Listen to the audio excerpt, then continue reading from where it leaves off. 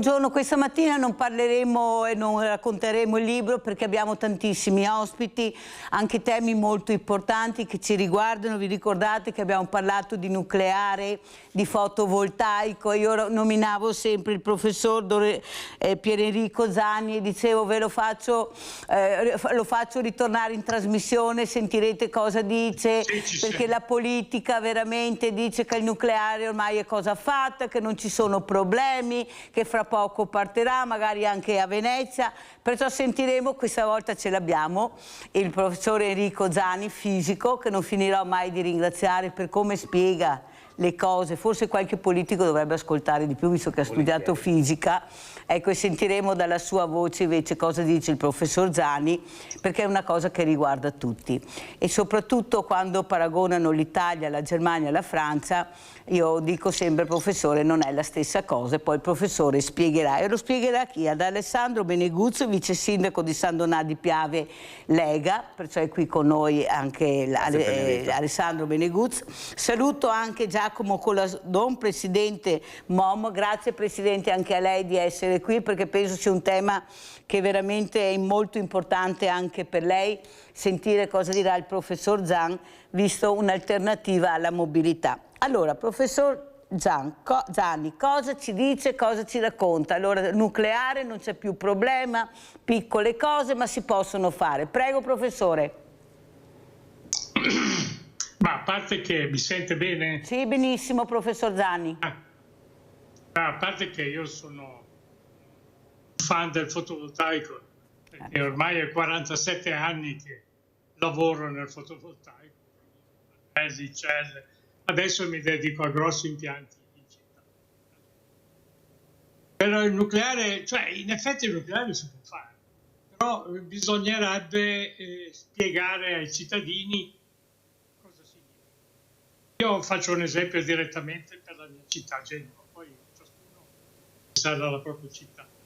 Genova, se usiamo delle centrali nucleari da 100 megawatt, quelli famosi, le centrali piccole, megawatt elettrici, perché a Genova ce ne vorrebbero 5. A questo punto, quanto è grande una centrale? Dove la metto? E purtroppo è grande come il campo di calcio, con tutte le tribune intorno e anche un po' di territorio intorno con i cani lupo, le guardie giurate, perché non si può lasciare un reattore nucleare libero di essere assalito con qualche drone o con qualche missiletto. Quindi supponiamo di poterlo fare, però dove me lo mettete? In città? 5 reattori in città? Non è possibile. Quindi devo dire che secondo me il nucleare, per quanto riguarda la mia città, ma anche per tutta l'Italia insieme, direi che è un problema. Perché? Innanzitutto quando si può fare, cioè quando è che potrebbe nascere queste nuove centrali eventuali. Allora, tenete conto che la tecnologia ancora non è pronta, perché le vecchie reattori ci sono, però sono giganteschi. Allora, rifare tutta la filiera del nucleare significa che ci vorranno 10 anni, 7 anni, poi bisognerà convincere i cittadini a mettersi di fianco una centrale nucleare, e supponiamo che ci vogliano 15 anni. Del resto abbiamo l'esempio in Finlandia che ce ne è voluti anche di più. Allora, la prima cosa è che il cittadino genovese, poi io che sono trentino, da Val di Nompede più Montanaro, Avaro da far paura, vorrei chiedere quanto costerà l'energia elettrica e soprattutto se io devo pagare la centrale, perché se la devo pagare io vi direi, ma mi serve un po' cara. Se c'è invece un privato, un capitalista che porta i capitali e mi dice io la installo e ti faccio pagare la corrente elettrica, benissimo, allora me la fai pagare tra 15 anni. Tra 15 anni, a parte che io tra 15 anni avrò 97 anni, che mi sembra un po' esagerato, ma comunque se me la fai pagare come me la fa pagare adesso, dico va bene. Però tra 15 anni ci sarà, per il valore dell'energia, ci sarà questo risultato. Tra 15 anni avremo così tanta energia rinnovabile tra singole case che si sono costruite il proprio impianto, grandi impianti sui terreni, paleoliche, l'idraulica grande e piccola dei fiumi, dei torrenti. L'energia tra 15 anni, cioè diciamo nel 2050, costerà, a parte il trasporto e l'IVA, costerà zero durante il giorno. Costerà magari la sera per le batterie. Però magari la sera, se non voglio riempire di batterie tutta la rete elettrica e tutte le case, posso usare le centrali a gas che già ci sono. Cioè l'Italia ha una grande struttura di gas con i vari stoccaggi, ha già le centrali pronte che entrano in funzione nel giro di una mezz'oretta. Io le posso tenere calde e farle partire di corsa, e quindi io non ho nessun problema di blackout, né d'estate né di notte, e soprattutto non avrei d'inverno. Il petrolio, cioè il gas, lo devo comprare. Adesso lo compro carissimo dagli Stati Uniti, posso magari fare la pace con i russi e ritornare a pagarlo poco come prima. È tutto da definire, però il nucleare a quel punto si troverà una concorrenza sul valore del kilowattora finale che porterà alla rovina l'investitore che ha anticipato i soldi per fare l'impianto. Tenete conto che dato che bisogna costruirlo l'impianto, il capitalista che mette i soldi comincerà a vedere gli utili, se ci saranno, da 15 anni. Cioè non c'è nessuno che lo farà mai. Ci sarà magari lo Stato che mette dei soldi, ma in quel caso, ve lo dico già chiaro e tondo, metto giù un tavolino sotto qua in città per raccogliere firme contro il nucleare, perché io non voglio spendere per le centrali, io voglio spendere per la corrente elettrica, quindi mi facciano come vogliono. Quindi il nucleare è un po' una storia marcia, è vecchia, non funziona più, non ha più senso. Cosa volete? Mettere una centrale nucleare? Ad esempio, guardate Caorso. Caorso adesso è chiusa, per fortuna. Ci devono ancora togliere della roba, le barre sono finite in Francia.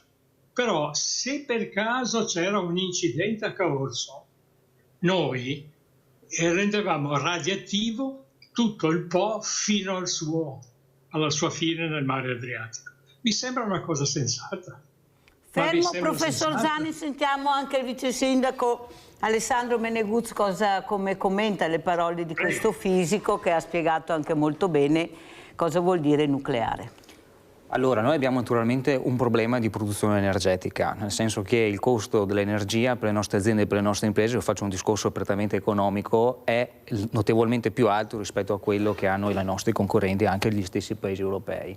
E quindi qui un ragionamento deve essere fatto. Non abbiamo la fortuna, come altre nazioni nel mondo, pensiamo agli Stati Uniti d'America, alla Cina o alla Russia, che hanno fonti di gas fossili, diciamo, nel loro territorio e quindi riescono a compensare il costo. Noi dobbiamo importare energia e quindi noi dobbiamo trovare una soluzione. Una soluzione sicuramente è la produzione da fonti rinnovabili. Il nostro Paese, come Italia, si è dato un traguardo per il 2030 di raggiungere circa il 60% dell'energia elettrica deve provenire da fonti rinnovabili. Oggi magari il professor Zani ha dati più aggiornati, a me risulta che siamo attorno al 40%, quindi comunque l'indicazione, la linea di indirizzo in tal senso c'è e rimane.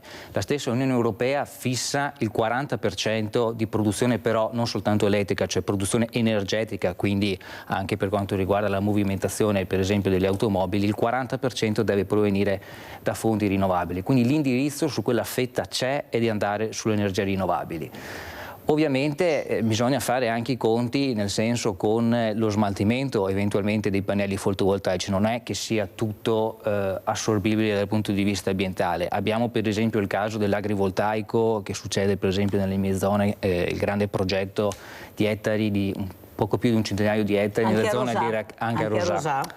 E anche lì c'è ci sono dei comitati che vogliono osteggiare questo progetto, nel senso che l'impatto ambientale è importante. Quindi bisogna sempre trovare un equilibrio. Centrali nucleari in Italia sì o no? Allora io sono una persona molto democratica e quindi io ricordo che ci sono stati dei referendum e i referendum hanno detto chiaramente che la popolazione italiana non era d'accordo col fare centrali nucleari. Quindi per me va bene che il tema venga riportato sul tavolo, però secondo me deve essere risentito il popolo. Questa è una concezione che ho io e secondo me è essenziale. Va detta un'altra cosa, adesso ci sono centrali a fissione nucleare, sappiamo che le fissioni nucleari, quindi si spezza l'atomo, generano radiazioni, questo è il tema che forse ha spinto molto l'opinione pubblica a votare no a suo tempo, perché era proprio a seguito dell'evento di Chernobyl, però noi stiamo andando anche verso, e spero che ci sono già dei grandissimi investimenti nella ricerca per la fusione nucleare. La fusione nucleare si riesce ad attuare come sistema di armamento, quindi la bomba a fusione nucleare esiste già, diventa molto più complicato tenere la fusione nucleare all'interno di una centrale in modo tale, ecco, la fusione nucleare non genera radiazioni.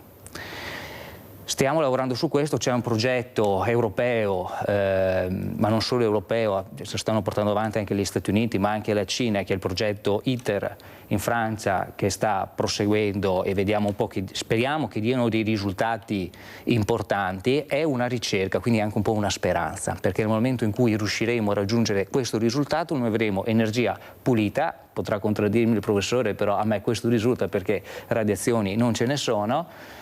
Il difficile è contenere questo piccolo sole all'interno del... E ci fermiamo qui. Allora io prego la regia di mandarmi un contributo, un video, che non ho la scaletta, perché deve entrare anche un altro ospite, la sindaca di San Biagio di Calalta, che era molto interessata anche a questo tema. Come vede, professor Zani, e penso anche il presidente Colladon sia interessato a questo tema, perché non è sempre facile sentire un fisico che parla, che ha studiato la materia, poi ognuno la vede e fa la propria riflessione, però io dico che la competenza bisogna ascoltarla sempre e poi ognuno decide. Allora andiamo a vedere il servizio e facciamo entrare la sindaca Valentina Pilon.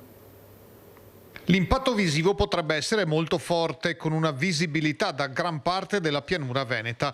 Quasi 12.000 metri quadrati con 3.780 pannelli fotovoltaici da installare in zona Casafratte, sulle pendici dell'altopiano nel territorio di Lusiana Conco. Questo impianto si trova in un terreno con una forte pendenza e quindi sarebbe visibile praticamente fino da Venezia, perché ovviamente il nostro territorio è diverso da un territorio di pianura. Le cose che vengono realizzate sui versanti del nostro territorio sono visibili fino agli Appennini praticamente. Il diniego comunicato dal Comune alla ditta proponente e allo sportello unico per le imprese dell'Unione Montana è arrivato poco più di un mese dalla domanda. A nostro avviso mancano i presupposti, perché la ditta ha considerato come attività e quindi come industria l'attività di cava preesistente, mentre a nostro avviso, trattandosi di un'attività temporanea come quella di cava, l'area non era idonea, e così abbiamo mandato il parere contrario. Non lontano c'è anche il sito di interesse comunitario di Granezza. Ora bisogna attendere i tempi di un eventuale ricorso. Per noi l'iter è concluso, adesso aspettiamo di vedere se per caso la ditta intende fare ricorso contro il nostro diniego. Noi siamo convinti delle nostre motivazioni, per cui andiamo avanti per la nostra strada. Coniugare le sempre maggiori richieste di energia con la tutela del paesaggio e le potenzialità turistiche dell'area è la sfida del futuro. Innanzitutto bisognerebbe incentivare l'installazione degli impianti fotovoltaici sui tetti degli edifici. Questo vuol dire che non ci si può limitare a una potenza destinata all'autoconsumo, ma bisognerebbe cercare di incentivare anche la vendita, l'emissione in rete dell'energia in più che viene prodotta, in maniera tale da ottimizzare prima tutti i tetti e dopodiché, se manca ancora energia, allora si può valutare di poter trovare delle soluzioni che siano quantomeno meno impattanti di queste. Allora, Presidente Colladon, so che anche lei è interessato a queste energie alternative, questi bus elettrici. Come commenta le parole che ha sentito? Prego. Grazie innanzitutto per l'invito. MOM sta impiegando molti autobus elettrici, ne abbiamo più di 35 e quindi abbiamo ovviamente una flotta importante che impieghiamo nel servizio urbano. E quindi il discorso che ho sentito dal professore è molto interessante, anzi lo ringrazio. Abbiamo anche autobus a metano, abbiamo 2 impianti GNL, quindi gas naturale liquefatto, che ci aiutano anche in questa trazione, quindi abbiamo più di 100 in circolazione, quindi anche noi siamo molto interessati a capire come funzionerà e come sarà il futuro. Per quanto riguarda nel nostro piccolo, anche noi abbiamo degli impianti fotovoltaici che abbiamo soprattutto sugli immobili che ci aiutano ovviamente a far sì che questo utilizzo dell'energia possa essere impiegato anche nel rifornimento dei nostri mezzi. Il rifornimento dei nostri mezzi viene fatto di notte, la mattina, quindi possono ovviamente percorrere le vie del centro di Treviso e delle periferie per quanto riguarda il servizio di trasporto pubblico. Molto chiaro. Sentiamo anche la sindaca Valentina Pilon, sindaca di San Biagio di Calalta, è tornata perché era interessata anche a questo importante discorso che è il nucleare, perché interessa a tutti, e poi sentiremo anche quante cose riescono a fare i sindaci, sono in prima linea per dare la possibilità, ecco, ai cittadini, ecco, di distaccare la spina. Ecco, bisogna impegnarsi, bisogna investire e la sindaca di San Biagio, devo dire la verità, ce la sta mettendo tutta come anche altri, ma in particolare anche con la mostra Io ci sono, che è esposta nella piazza Tobagi di San Biagio di Calalta. Allora, come vede, come ecco, capisce il nucleare dal suo punto di vista? Perché un sindaco deve essere anche un po' tecnico, deve capire quando si parlano di certe cose. Sì, è vero, ci sono anche gli addetti ai lavori che fanno parte dei tecnici comunali, però io sono convinta, sindaco, che dobbiamo, visto che è una cosa così delicata, sentire gli addetti ai lavori, quello che hanno studiato veramente il problema, che sanno cosa vuol dire nucleare, perché lei non c'era, ma il professor Zani ha detto forse ne parleremo fra 15 anni ed è già una cosa vecchia. Sì. Lui punta molto sul fotovoltaico, poi vi spiegherà, ecco, la sua idea quale sarebbe, perché ha delle idee veramente innovative, però per lui il nucleare fra 15 anni vedremo. Io non ci sarò più, però prima di così non so. Prego, sindaca. Buongiorno a tutti, grazie innanzitutto Mirella per l'invito. Si parla da molti anni del nucleare, ancora non siamo riusciti a concretizzare. In Italia siamo quelli sempre delle battaglie del no o dei comitati che ritardano sempre molti aspetti delle nostre vite. Quindi mi sento di aggiungermi alla riflessione su altre forme di energia rinnovabile come il fotovoltaico e come tutti gli investimenti che stiamo cercando di fare. Un tema importante è sicuramente quello che non possiamo essere dipendenti sempre da altre nazioni, ma dobbiamo in qualche modo investire su delle energie rinnovabili e cercare prima o poi di poterci anche produrre l'energia, perché altrimenti vediamo quello che sta succedendo nel mondo e vediamo poi come i periodi di crisi mandano in tilt le nostre famiglie, la nostra economia locale, perché vediamo che i costi energetici vanno alle stelle e non abbiamo neanche gli strumenti per poterli contenere.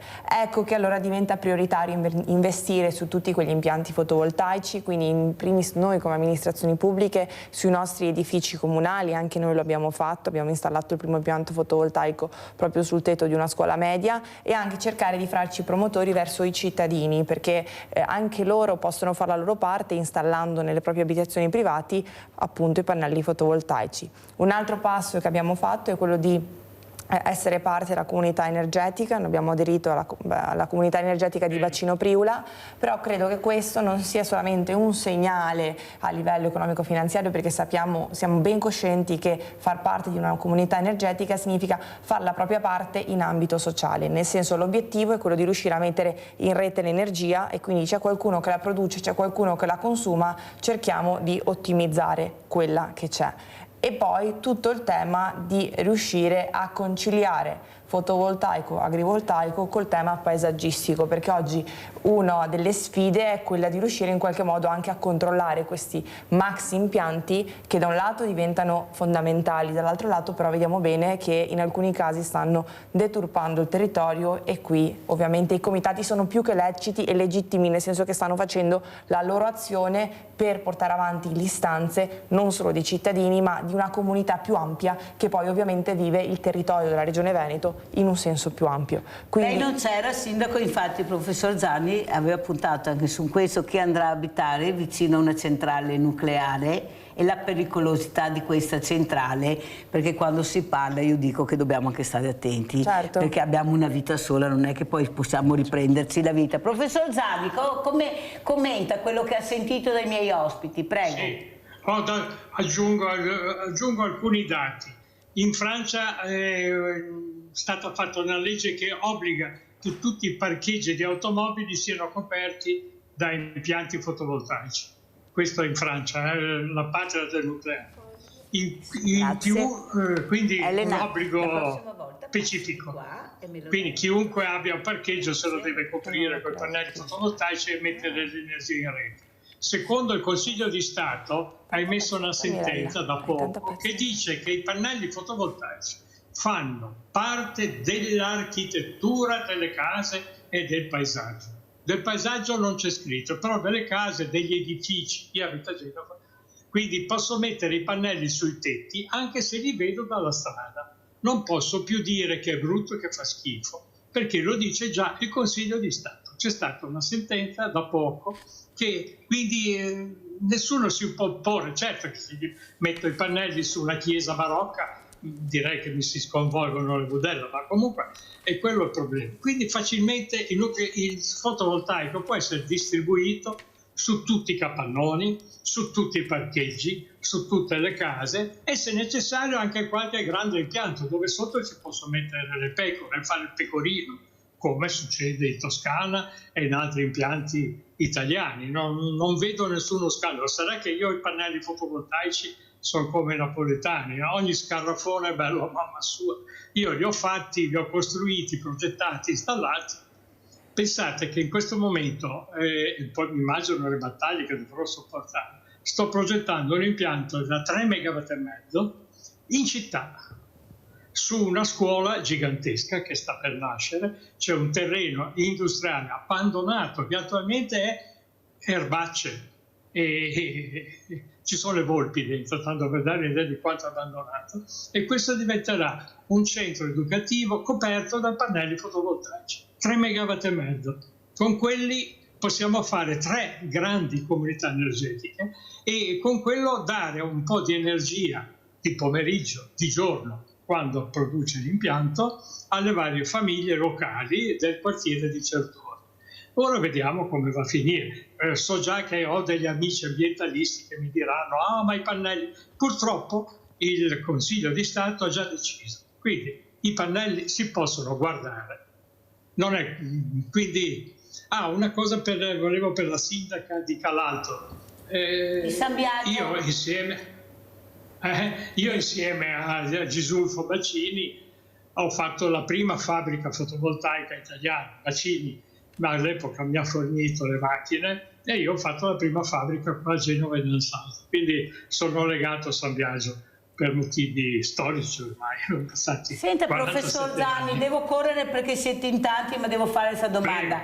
L'ultima volta che era venuto, si ricorda, avevamo parlato del fotovoltaico a Rosà, un mega fotovoltaico. E lei aveva commentato, ma cosa ci fanno con tutto? Ma hanno fatto i conti prima di decidere di fare quel mega impianto di fotovoltaico? Però si continua a discutere, si continua ad avere anche pareri negativi. Allora, come funziona? Cioè, come si può decidere quello che serve per fare un impianto di fotovoltaico? Perché lei ha detto, ma io non so dove va, cosa fanno con tutto questo fotovoltaico a Rosà. Si ricorda, professor Zanni? No, questo non me lo ricordo. Sul plateau Rosà in montagna? Collina, no, sì. Sì, ma io non vedo nessun problema. Se uno ha un terreno e vuole metterci un impianto fotovoltaico, perché non può mettercelo? Qualcuno dice che è brutto. Scusate, a me piacciono i pannelli fotovoltaici, quindi a me piace. Poi sotto so che ci può crescere qualsiasi cosa, quindi perché non può... veramente non lo comprendo. Il mio reattore nucleare ce l'ho, non ho bisogno di un reattore nucleare in più, c'ho il sole, io col mio pannello solare prendo quel reattore che è lì. E lo stesso se devo avere più energia per le mie industrie. Se un capannone, ad esempio, facciamo così, un capannone che consuma 100 kW di energia, si mette un impianto sul tetto da 100 e passa kW e poi si mette, e di giorno va tranquillamente con la sua energia. Poi se gliene avanza un po' lo mette nelle batterie e lo usa la notte. Non lo so, oppure dalla comunità energetica. È così banale il discorso. Il bello del fotovoltaico permette a chiunque di produrre la propria energia, e questo è un dato della Costituzione. Se poi qualcuno dice che i suoi pannelli sono brutti, il Consiglio di Stato ha già deciso che l'architettura accetta il pannello fotovoltaico in vista, sul tetto e sulle facciate. Quindi non capisco tutte queste discussioni. Non si può andare contro il Consiglio. Eppure l'abbiamo visto anche nel servizio, è così. Allora sentiamo anche vabbè, non so cosa faccio. Io sono genovese.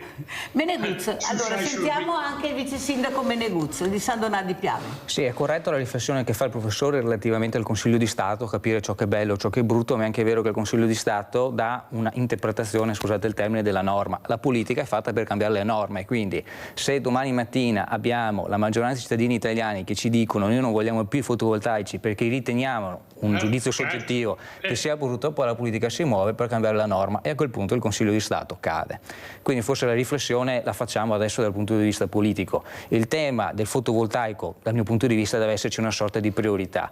Prima devono andare sui tetti, abbiamo per esempio tante aree industriali anche in disuso, cioè non più utilizzate. Pensiamo, noi abbiamo una caserma ad esempio abbandonata da molti anni, e lì ci sono dei tetti che potrebbero essere utilizzati, quindi magari diamo la priorità ad riutilizzare queste aree che sono già urbanizzate rispetto alle zone che dovrebbero avere una destinazione prettamente agricola.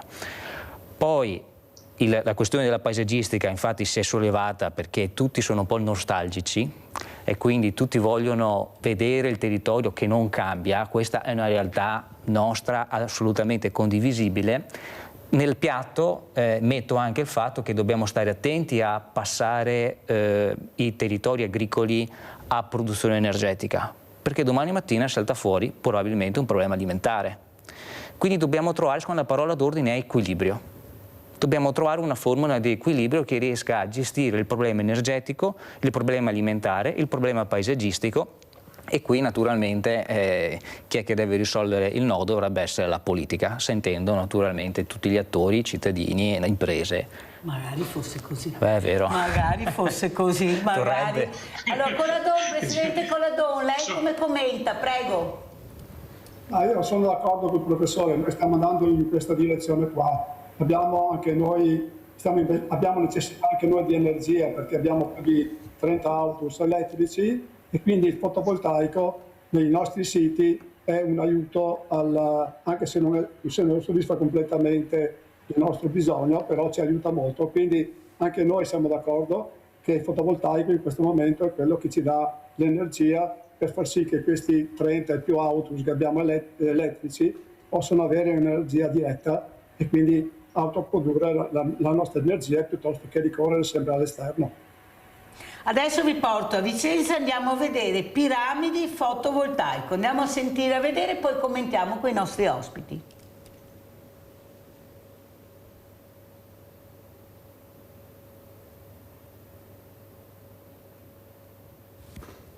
Se parte.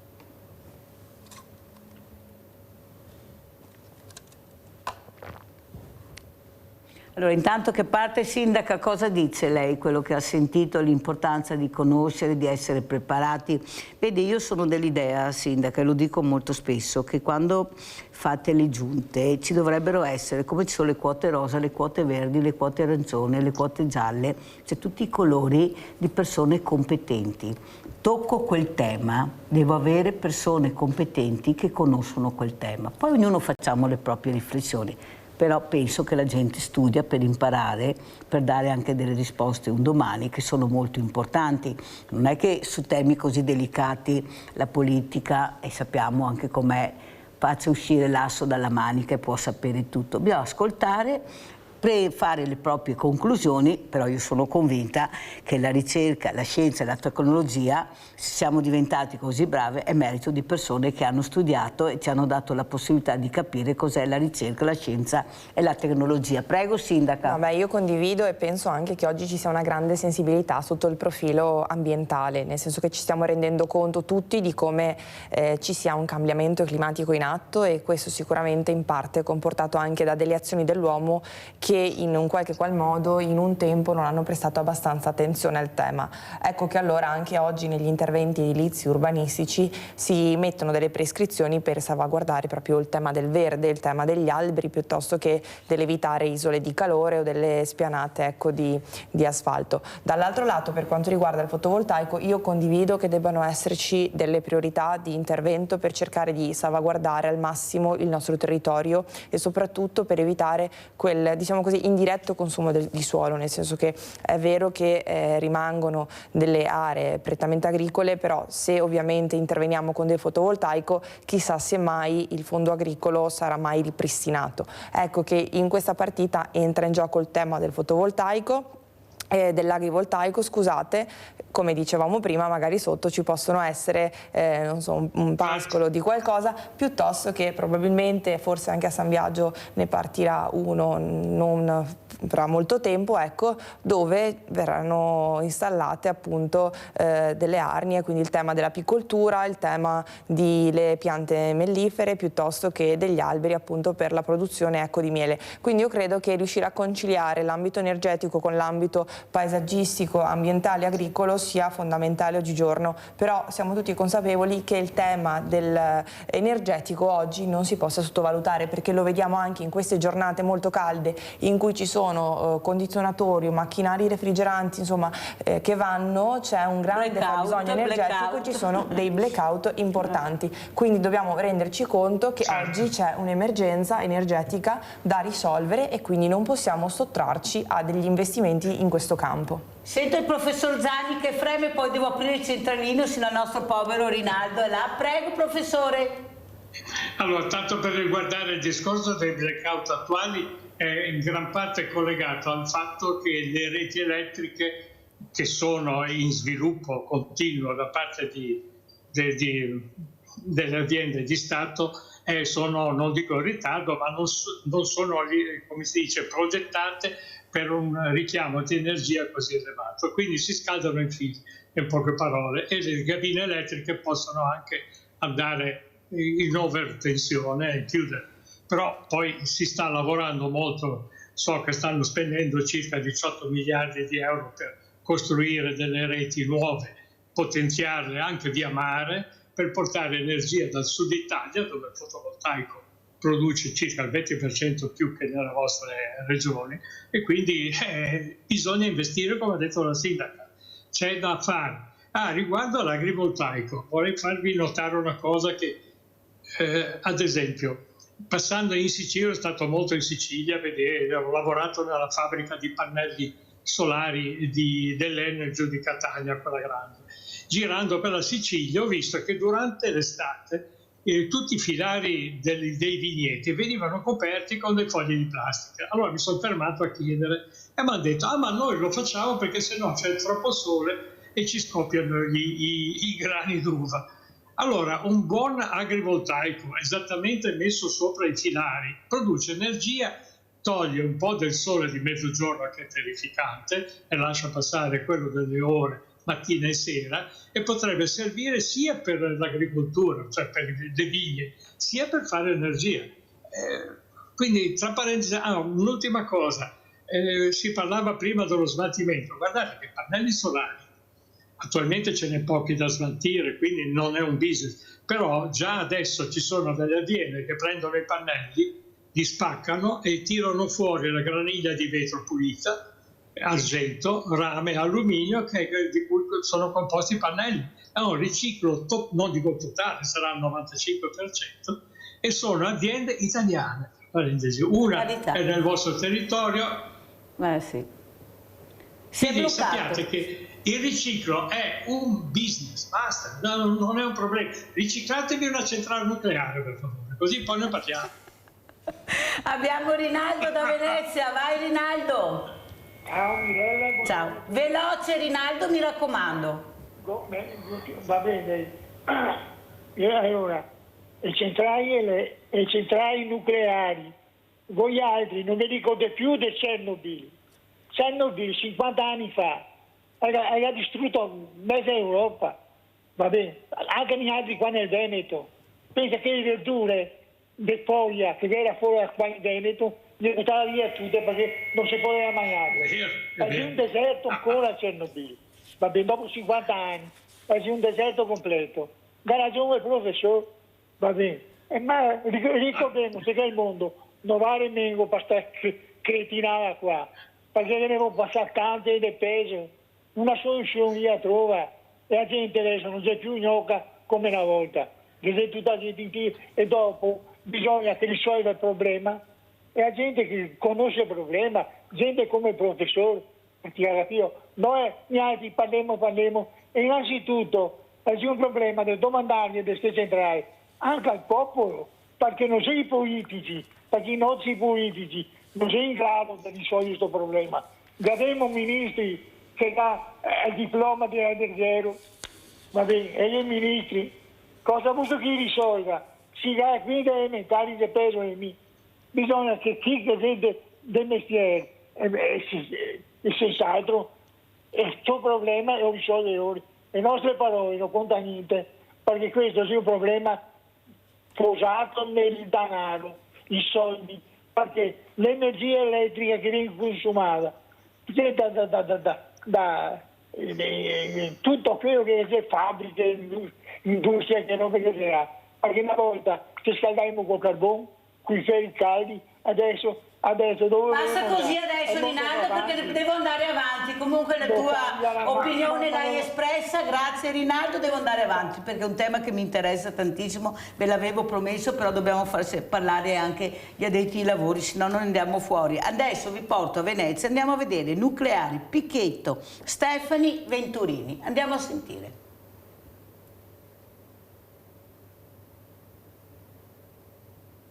È una necessità per integrare la nostra produzione di energia rinnovabile, perché chiaramente noi non riusciamo a raggiungere obiettivi di decarbonizzazione, di superamento anche fra qualche decennio del fossile e rispondere alla domanda senza una produzione che abbia una gestione di continuità. Il nucleare è tale ed è pulito. Nucleare e rinnovabili sono la ricetta del governo per affrontare il fabbisogno energetico. L'ha ribadito il ministro dell'Ambiente e Sicurezza Energetica Pichetto Frattini in occasione della Venice Climate Week a margine della festa dell'innovazione promossa dal Foglio.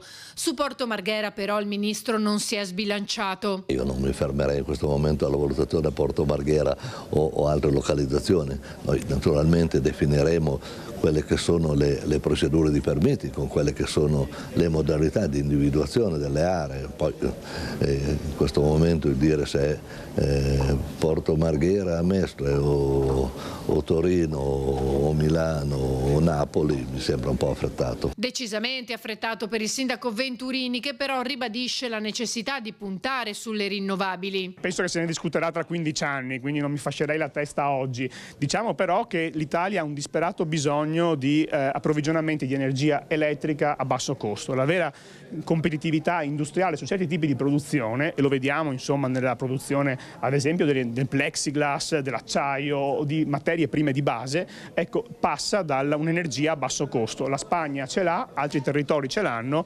Venezia, Italia e altri paesi europei non ce l'hanno. Quindi il tema dell'energia sarà la vera sfida del futuro, molto collegata anche alla rivoluzione digitale, data center, server e quant'altro. Però ecco, parlare di nucleare, dove mettere le centrali nucleari oggi mi sembra veramente un esercizio filosofico anche abbastanza inutile. L'idea però di correre per vedere quali saranno le tecnologie del domani è sicuramente molto interessante. Diverso il progetto della Regione per Porto Marghera. Noi su Porto Marghera abbiamo un altro progetto che è quello dell'hub delle terre rare. Tra l'altro nei prossimi giorni avremo un'interlocuzione con il commissario europeo che appunto sarà qui di persona per poter valutare questa soluzione che noi come Regione del Veneto abbiamo voluto offrire per garantire alle nostre imprese quel tasso di innovazione e di competitività che un hub delle materie rare, delle materie critiche potrebbe garantire al nostro territorio, e sarebbe un grande risultato per il Veneto. Professor Zanni, a lei il commento, prego. Mettere una centrale a Porto Marghera è l'ideale per dire che in caso di incidente chiudiamo tutto Porto Marghera, Venezia e quant'altro. Quindi il pensiero mi fa rabbrividire un pochino. Cioè bisogna sempre pensare al futuro. pensando di fare davvero le centrali e che funzionino, che non vadano per aria come è successo già 3 volte, penserei a questo. D'inverno, in effetti, le rinnovabili, tra mancanza di sole e magari mancanza di vento, possono non essere sufficienti per dare energia alla rete, anche nel 2050. Che cosa dobbiamo fare? Allora, possiamo avere o le centrali nucleari, però vuol dire che io queste centrali nucleari le accendo solo d'inverno. D'estate non servono a niente perché avrò sole e vento a capacità infinita e quindi non avrò problemi di energia. Però una centrale nucleare non può ritornare sui suoi costi se lavora 3 mesi all'anno o 2.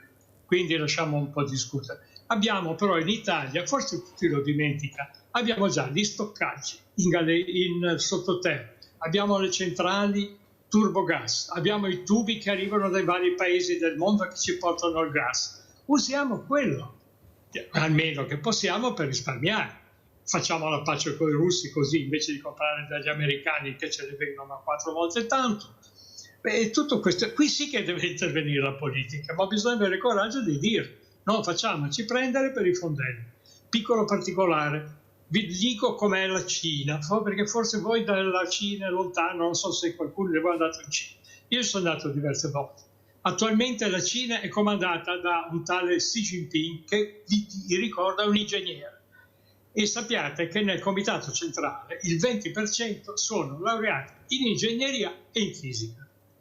Tutta la Cina sta nel piano quinquennale che sta cominciando adesso, vuole diventare un paese elettrico, vuole uscire dal carbone e dal petrolio, così non deve più niente a nessuno.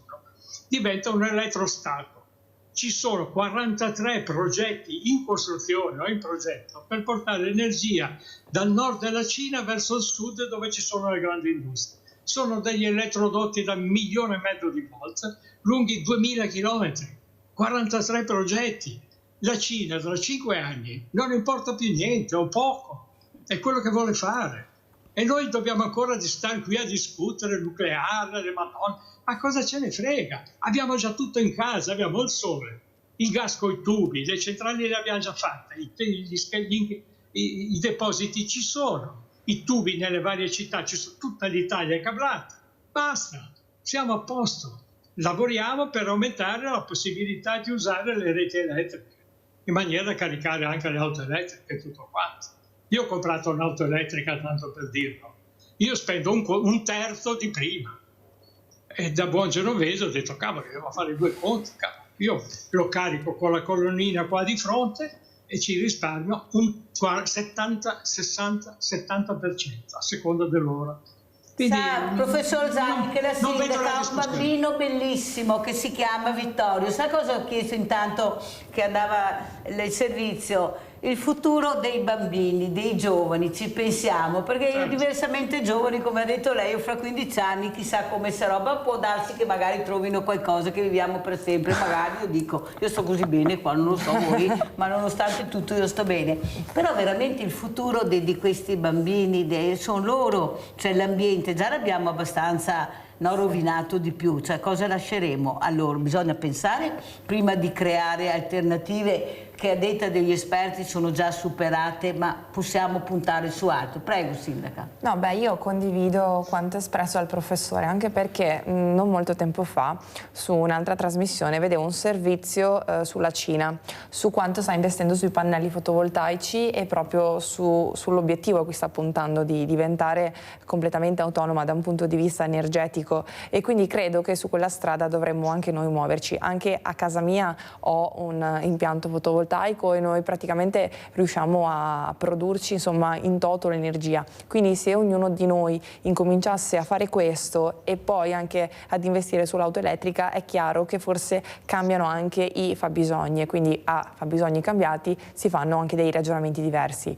Tanti sono stati gli input per l'efficientamento energetico, però forse si è data priorità agli infissi, ai cappotti, agli inverter all'interno delle case. Dobbiamo riuscire a dare un incentivo più forte forse ai privati, che lo sappiamo i tempi sono difficili, per riuscire a fare degli investimenti su questo tipo, perché se ogni famiglia riuscisse veramente ad avere nel tetto della propria abitazione un impianto fotovoltaico, sicuramente la situazione sarebbe diversa, e questo è un dato di fatto, perché come diceva benissimo il professore, abbiamo il sole, abbiamo i tubi abbiamo. Stavolta abbiamo, il professore ha detto che in Italia stavolta abbiamo, basta partire. Allora, me ne gusto perché dopo devo andare in pubblicità.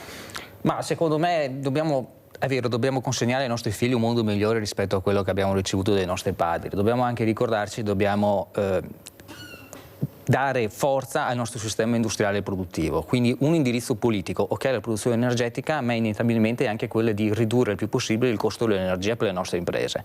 Perché, e questo lo sappiamo, tante imprese preferiscono andare in un altro posto dove il costo dell'energia è notevolmente inferiore.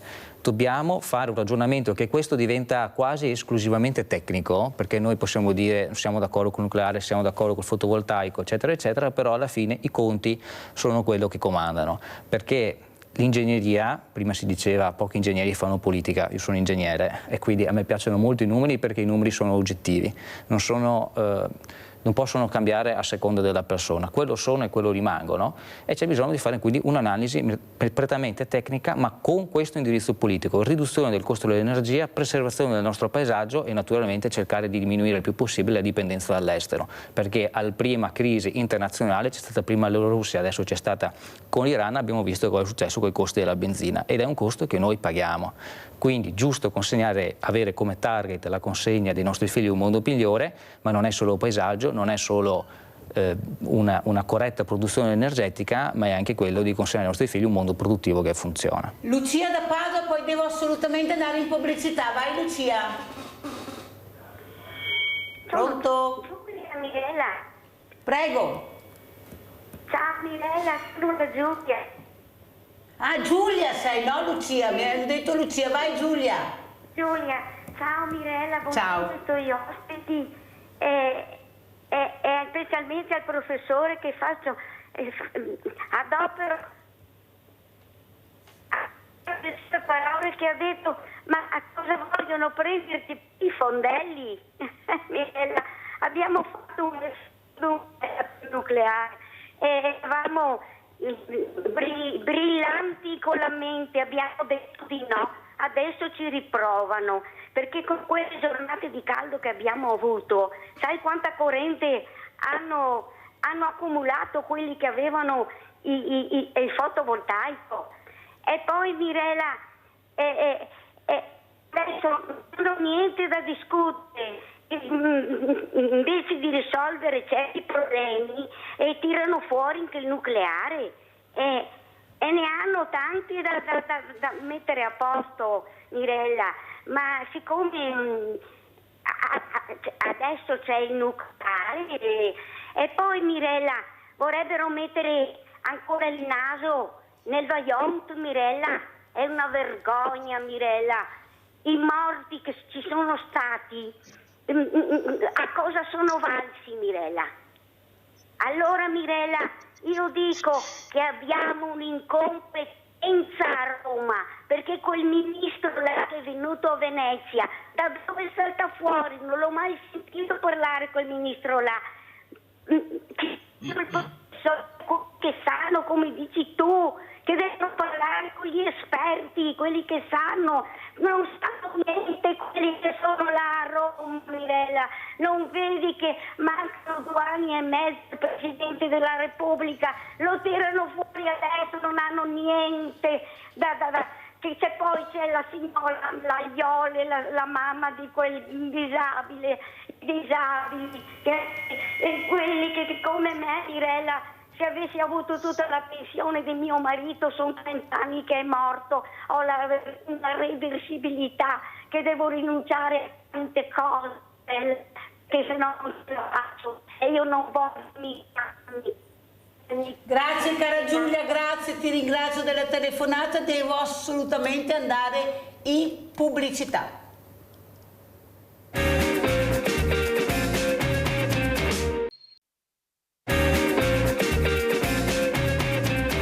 Andiamo a vedere questo festival Tobagia a San Biagio di Callalta per far capire anche l'importanza anche della mobilità. Vado a San Biagio, sentiamo il presidente Bob dopo cosa dice, cosa prendo, con cosa mi muovo, con cosa mi sposto. Ecco, andiamo a vedere questo festival dove c'è anche questa mostra itinerante Io ci sono, che ringrazio la sindaca per aver capito l'importanza di dare spazio a questi genitori, a questi ragazzi, inserirla su un contesto non semplice, perché la gente esce per divertirsi, ma la cultura e soprattutto capire cosa vuol dire la parola diversamente agile è molto importante. Prego Sindaco, cosa succede a San Biagio? Ma a San Biagio c'è ancora esposta una bellissima mostra, Io ci sono, infatti ringrazio Mirella perché so che sei una viva sostenitrice e promotrice di queste iniziative promossa dall'associazione La Voce di Lisa, che appunto abbiamo voluto accogliere. Sono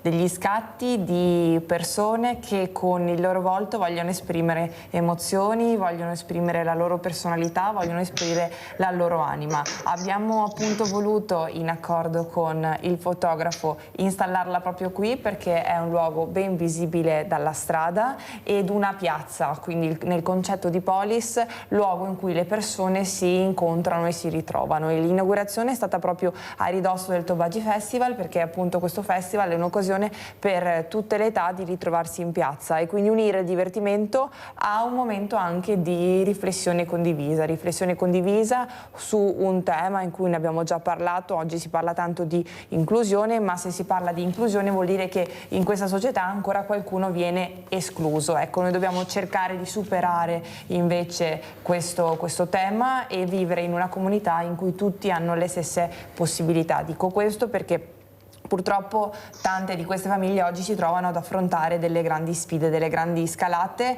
e cercare di offrire ai propri figli delle opportunità quando la società stessa fa fatica ad offrirle. Ecco che allora il nostro lavoro, quello come istituzioni, come quello di amministrazioni pubbliche, è proprio quello di mettere in contatto, mettere in rete varie realtà del territorio. Dico questo perché si parlava banalmente, io dico banalmente perché insomma il lavoro dovrebbe essere un tema facile, in realtà è un tema molto complesso, lo è perché ancora oggi tanti sono senza lavoro, ma è per queste persone qui che fanno fatica ad essere accettati. Ecco che allora il tema dell'accettazione diventa cruciale e dico, noi come amministrazioni cerchiamo di dare l'esempio. Lo diamo in quale modo? Banalmente anche con il servizio civile, che abbiamo avuto una bellissima esperienza con una ragazza che ha fatto il servizio civile da noi, una persona diversamente agile, come piace chiamare a te Mirella, ma che è stata veramente di supporto e abbiamo reciprocamente imparato qualcosa. Lei ha insegnato qualcosa a noi e noi abbiamo insegnato qualcosa a loro. Quindi ecco che questo scambio diventa arricchente non solo per noi ma per tutta la comunità e speriamo che diventi un volano, perché si può e si deve soprattutto fare. Non possiamo pensare di avere solamente all'interno delle nostre organizzazioni lavorative delle macchine perfette, macchine inteso però a livello ovviamente umano. Dobbiamo riuscire da ognuno di queste persone a tirar fuori il meglio di loro, perché lo sappiamo, hanno delle peculiarità, delle caratteristiche che magari qualcun altro non hanno e soprattutto una grande sensibilità, che di questi tempi è una cosa rara. Quindi l'obiettivo di questa mostra, inserito nel contesto di questo Tobagi Festival, è proprio quello di invitare tutti a una riflessione maggiore e oltre alla riflessione cercare anche di agire per riuscire a superare questi ostacoli. Nadia da Treviso, vai Nadia. Ciao Mirella, buongiorno ai tuoi ospiti. Io volevo tornare al fotovoltaico. Sì. Gli incentivi, invece che darli per i monopattini, per le bici elettriche a pedalata assistita, quei contributi che non hanno fruttato niente, dovevano darli alle famiglie per installare il fotovoltaico.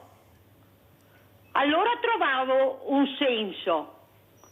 E dopo anche quel 110% ha rovinato tutto l'edilizia, perché è stato dato a chi che non ne aveva bisogno. Dovevano darli a chi doveva restaurare la casa, fare un censimento. Non capisco, non lavorano con la testa, lavorano con qualcos'altro.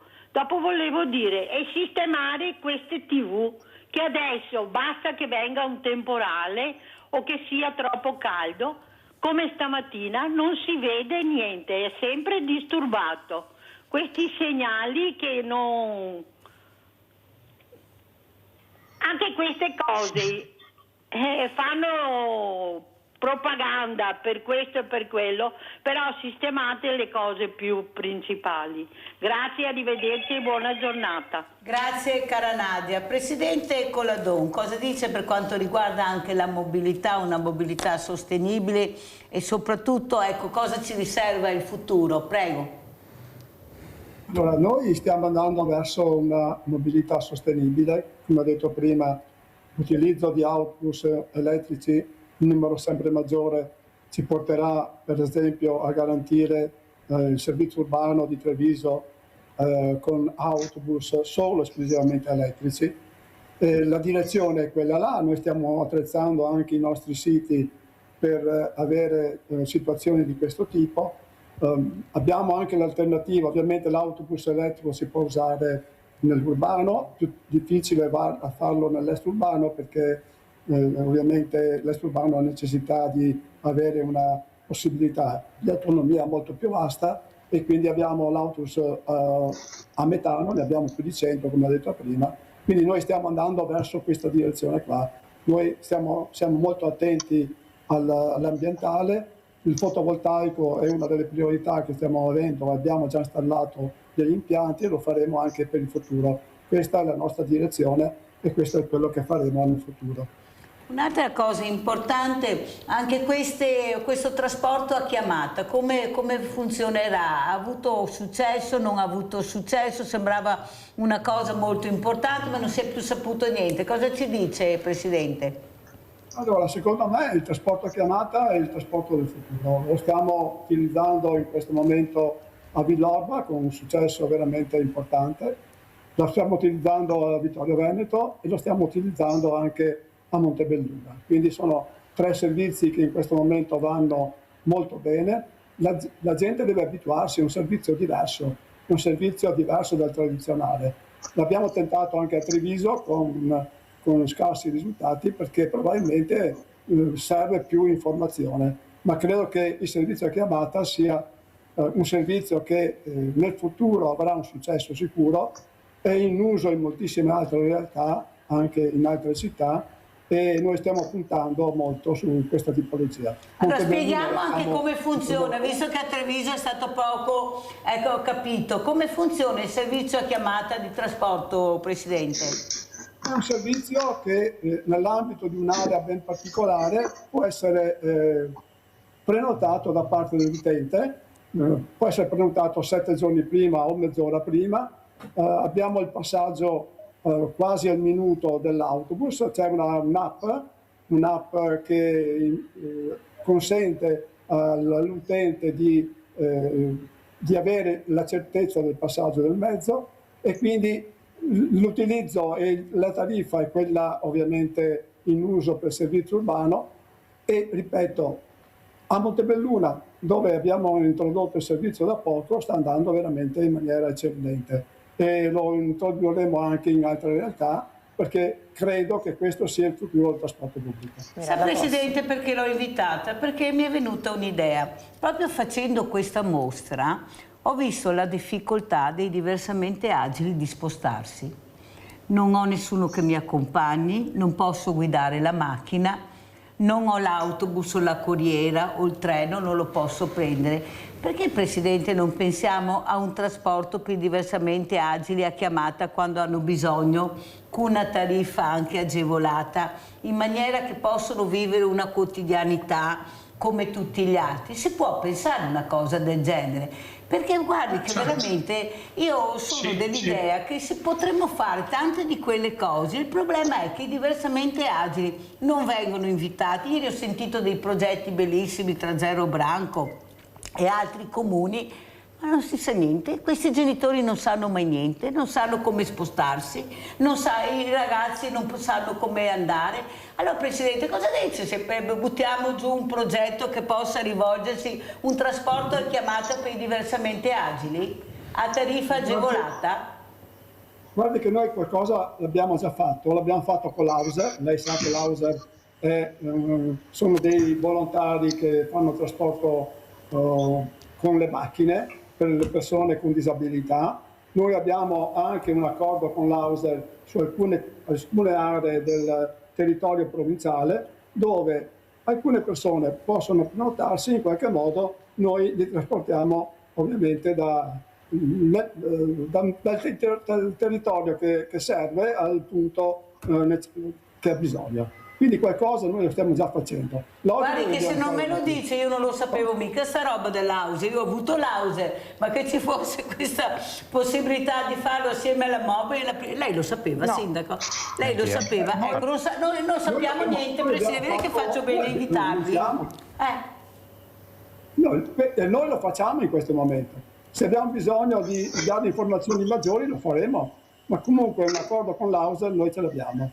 Allora guardi, veramente mi fa piacere aver sentito, perché veramente dobbiamo lavorare su questo, perché ho visto le difficoltà che fanno queste persone a spostarsi e veramente dobbiamo fare squadra di più, essere più uniti e capire di più. Professore Zani, cosa ci dice come commento? Ormai siamo in chiusura, in finale, sentiamo come ci saluta il professor Zani.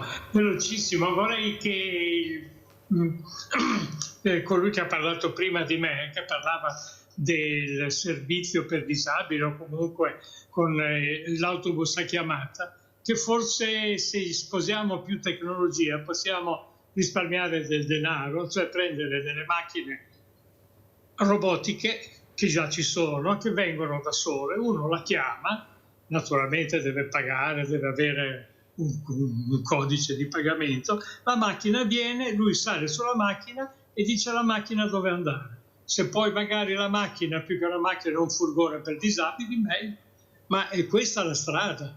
Cioè, quindi è inutile tenere un autobus fermo in attesa che qualcuno lo chiami, non serve a niente, non serve nemmeno più neanche l'autista. Questo è il futuro. Certo che è un futuro, qua che siamo anche profondo nord, qua professore, mica se viene a prenderci la macchina senza autista e siamo così contenti di salire al momento, anche se lei è molto più avanti. Io non so mica quante persone, no, lei sorride, viene da piazza, pensa quante cose avremo, ecco qua, ecco, il futuro è questo, non c'è niente da fare, sì. Bisogna abituarsi, però dobbiamo anche imparare, professore, se non ci insegnano, arriva a macchina, fischio, io non salgo mica, ho paura. Bisogna informare. Prego. Posso solo l'ultima conclusione. Il sindaco gentilmente che parlava della fusione, vorrei ricordare che la fusione di Cadarache, quella che si fa in Francia, hanno cominciato a costruirla quando io sono entrato in Ansaldo, circa 54 anni fa. Quindi ancora adesso la fusione non entra in funzione. E non funzionerà mai, perché per funzionare ha bisogno di tritio.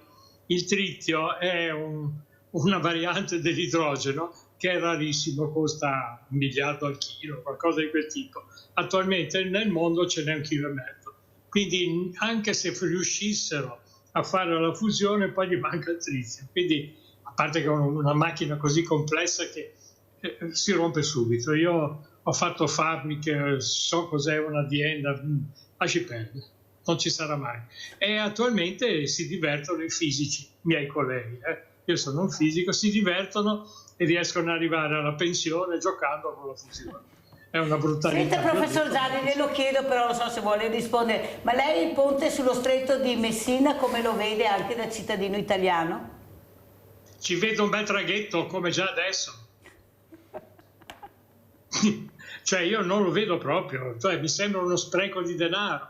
Oltretutto, guardate che a Catania ci si arriva non col ponte, ci si arriva con l'aereo o con le navi e basta. È inutile che vi raccontiamo che il ponte unisce la Sicilia, non serve a niente.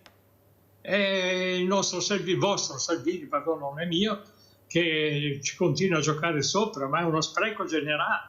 Oltretutto, se uno va e giù, attualmente io sono stato parecchio tempo in Sicilia, e andare avanti e indietro da Reggio Calabria a Messina, e c'è un traghetto, anche per le persone, che era vuoto, in pieno agosto, era tutto vuoto, non ci va nessuno, non frega niente a nessuno andare in Calabria o viceversa.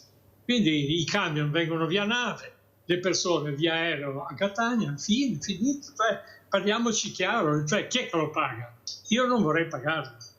Grazie, veramente grazie al professor veramente Zani, Enrico Zani, di essere stato con noi, Pier Enrico Zani. Grazie professore, la inviterò ancora perché io penso che come lei anche altre persone molto competenti le mando una prima cena informare. solare fatta con le macchine di vaccini di San Biagio di Calalta. Gliela mando. Grazie. Faremo un convegno magari, sindaco, cosa dice? Perché anche no? a Meneguzzi col professor Zani, visto che riesce anche a spiegare anche molto bene, perché non è proprio tecnico, cioè la gente a casa riesce a capire. Meneguzzi come ci saluta?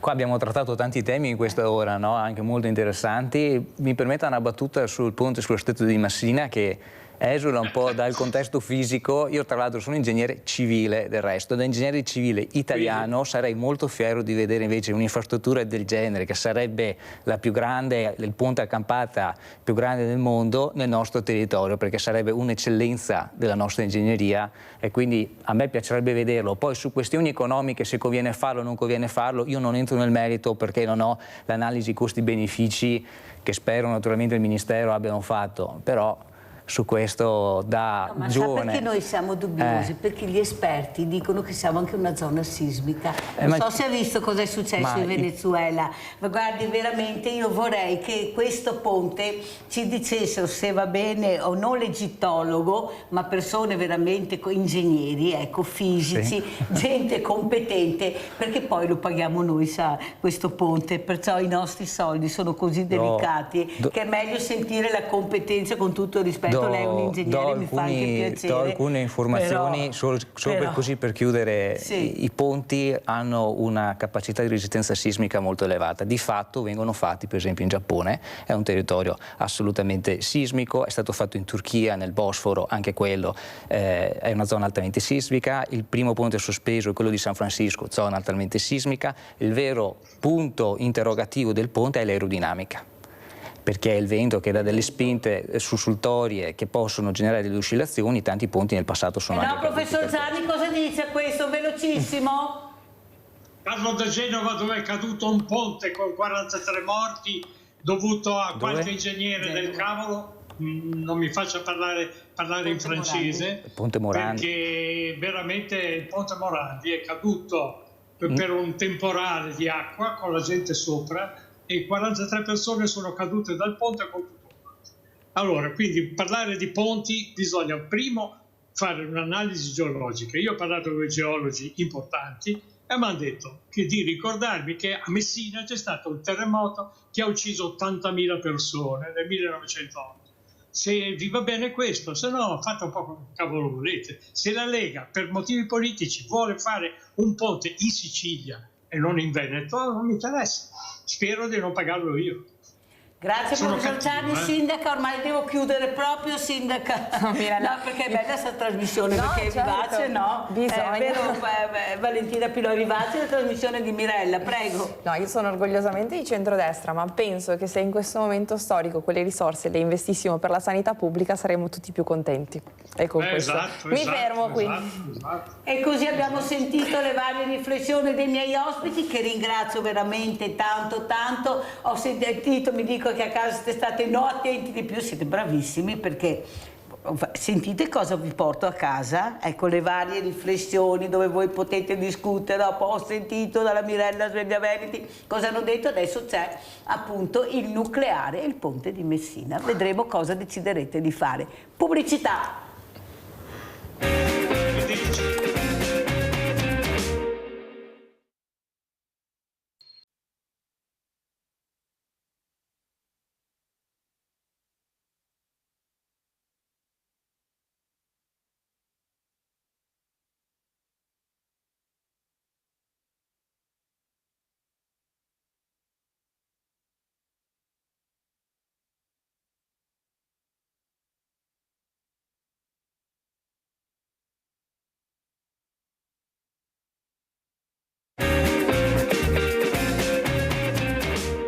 presento, anzi presentati Albertina, chi sei? Buongiorno, sono Albertina Piccolo e sono la presidente di Auser Cittadini del Mondo, un'associazione che segue i migranti nella provincia in Treviso e zone limitrofe, e sono anche la vicepresidente di Auser provinciale.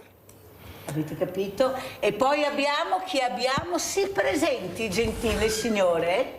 Buongiorno a tutti, Ivan Palasgo, rappresento solo me stesso, nient'altro. Basta così, vero? Sì, Palasco, basta poi ne così. parliamo, poi Sì, ne parliamo. sì. Vediamo se è collegato anche il professor, vediamo, è collegato il professor Maurizio Gallucci. Grazie professore, buongiorno. Grazie anche a lei. Buongiorno ai suoi telespettatori. No, sa perché professore sono contenta stamattina? Perché dal nucleare, il futuro, passiamo a lei, professor Gallucci, che veramente cerca di curare con molta anche, diciamo, dolcezza i diversamente giovani, che non vedranno di sicuro il nucleare, perché il professor Zani, che è un esperto, un fisico, ha detto lascia che parlino Mirella fra 15 anni, chissà se saranno ancora in grado di dire nucleare, è già vecchio, lascia perdere, è già vecchio. È un piacere sentire un fisico, perché io la mia prima formazione culturale, nozionistica, cioè,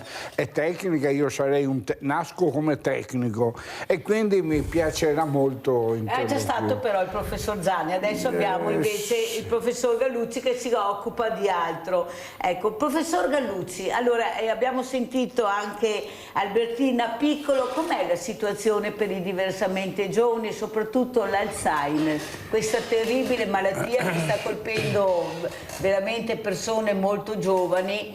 Non parliamo solo di diversamente giovani, però c'è poche informazioni. Io ricevo delle telefonate di familiari, e lei ne ha sentito anche una, ha telefonato anche prima la Nadia, la difficoltà di aiutare queste persone quando lei è a casa 24 ore su 24, se non hai la possibilità di avere dei supporti anche economici ma anche fisici, diventa un problema. Com'è la situazione, dottor Gallucci? Si stima che nella provincia di Treviso ci siano circa 14.000 casi di demenza e con 3.600 nuovi casi ogni anno, quindi un impegno importante. E diciamo che circa il 5% in letteratura è stimato essere casi ad insorgenza giovanile, quindi al di sotto dei 65 anni.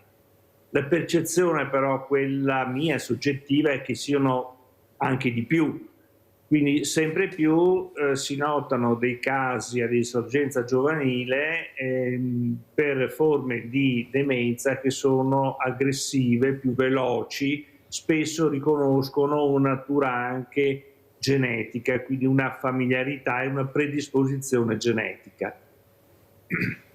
E come farmaci, professore, ecco, come terapia cosa ci può dire? Allora, attualmente in Italia ci sono ancora i farmaci anticolesterasici che sono in commercio da oltre 30 anni e i nuovi farmaci monoclonali sono stati attualmente non autorizzati dall'AIFA italiana, anche se c'è l'approvazione per quanto riguarda invece l'Agenzia del Farmaco Europea. E quindi si vedrà nei prossimi mesi cosa accadrà, se verranno sdoganati, per così dire, oppure si aspetterà ancora del tempo. Questi nuovi farmaci monoclonali hanno delle luci e delle ombre. Le luci sono che hanno dimostrato di allontanare la proteina patologica che si accumula nel cervello e che si ritiene essere la causa della malattia di Alzheimer, allontanarle, dicevo, dal cervello stesso. C'è una specie di washout, un lavaggio. E questi farmaci hanno anche dimostrato di migliorare le funzioni cognitive di queste persone, senza però garantire una guarigione. Queste persone comunque nel tempo peggiorano, ma meno rapidamente rispetto a coloro che il farmaco non lo assumono. Per contro, essi hanno anche dei rischi, perché in questa azione di lavaggio, che avviene attraverso una maggiore permeabilità di vasi arteriosi cerebrali, si possono verificare delle emorragie cerebrali e anche una sofferenza del tessuto cerebrale che viene chiamato edema, quindi un aumento del liquido interstiziale, cioè tra cellula e cellula. Cose che vanno attentamente monitorate attraverso delle risonanze magnetiche cerebrali e che sono, diciamo, insidiose, nel senso che si possono verificare senza dare dei sintomi apparenti, almeno all'inizio. Quindi questo è il quadro, diciamo, generale, descritto in modo così molto semplice, però essenziale. La ringrazio veramente, dottor Galuzzi, perché è molto importante capire anche a casa, quando non hai più punti di riferimento, mancano i medici di famiglia, siamo diventati dei numeri, dobbiamo fare i numeri. Ecco, Albertina Piccolo, siamo diventati dei numeri, tu ti occupi di fragilità, ti occupi di persone che veramente sono relegate ai margini della società. Eppure abbiamo persone come te che cercano invece di far capire che si tratta di persone, né di oggetti e neppure di numeri. Com'è la situazione e spiega cosa fai, perché veramente se non ci fosse Albertina bisognerebbe invitarla da tanti anni. Lei cerca di aiutare veramente le fragilità in tutti i sensi. Prego Albertina. Sì, allora mi ripeto, sono cose che dico spesso, che li aiutiamo poco queste persone, sono ragazzi in prevalenza che sono arrivati nel nostro paese o dalla rotta balcanica o tramite i barconi sono arrivati a Lampedusa, che stanno lavorando ma che non hanno niente poi alla fine, perché hanno il lavoro però non hanno una casa dove abitare, e allora questo è una cosa che li porta a esasperarsi, perché io ho delle persone che stanno lavorando da 2 anni in un'azienda con un contratto regolare, che prendono anche bei soldi ma non riescono a trovare una casa dove, e stanno dormendo o da Dal Negro, da Piani o da qualche amico. Però il problema è un po' grosso, perché alla fine questi ragazzi non riescono a cucinare, perché se sono dagli amici non possono cucinare più di tanto, se dormono nei parcheggi ancora meno, e poi alla fine rischiano di ammalarsi. Infatti, per esempio, per dire, io ne ho uno che sta avendo delle crisi proprio perché evidentemente dopo tutti questi anni e tutto il sofferto che ha avuto nell'arrivare in Italia, è vero che nessuno l'ha chiamato, è vero questo, però alle volte scappano da guerre, scappano da situazioni molto indigenti nei loro paesi, oppure sono arrivati qua pagando delle cifre astronomiche perché qualcuno, che più delle volte siamo noi italiani, abbiamo detto che magari c'era un lavoro. Io cerco di aiutarli trovando loro il lavoro, aiutandoli nelle pratiche, perché comunque la nostra burocrazia non è così facile. Alle volte mi trovo un po' a disagio anch'io con le cose, anche perché voglio dire, Treviso è anche piccolina, però ci sono dei distretti che lavorano in una maniera e dei distretti che lavorano in un'altra, sì che è molto faticoso dire si fa così, perché dipende poi alla fine da chi trovi allo sportello o chi ti risponde al telefono. Ecco, io cerco di aiutarli in questo, e appunto mi ripeto dicendo che bisognerebbe che servirebbe che anche gli imprenditori, i datori di lavoro e tante altre persone mettersi assieme e poterli aiutare per poterli far condurre una vita non così disastrosa, insomma, anche perché proprio noi, specialmente noi veneti, che siamo stati migranti per una vita dal 1850, credo 60, dovremmo avere un po' più di cuore. Ivan Palasco, da imprenditore, da uomo che non ha peli su ex già imprenditore, ma rimane sempre, certo. Questo è sempre imprenditore, certo. Poi chissà vai lo diventa un'altra volta, chissà vai a capirlo, tu la vita cosa riserva. Come commenta quello che ha sentito? Lei, come ripeto sempre, non ha peli sulla lingua, a me piacciono le persone che hanno il coraggio di dire quello che pensano, che non hanno bavagli. Certo che è una situazione veramente che se non ci viene l'Alzheimer qualcuno veramente pensa magari mi venisse l'Alzheimer così non sento e non vedo più niente, perché la situazione, guardate che se ve lo dice, è drammatica. Io ieri ho avuto il banco solidale aperto, Palasco, e veramente ho ringraziato anche il nuovo presidente, per fortuna, della provincia, che mi ha cercato di dare una mano risolvendomi delle cose, perché mettevano i paletti anche là, anche se è un ente pubblico, perché ho detto abbiamo brave persone, abbiamo famiglie, non abbiamo barboni.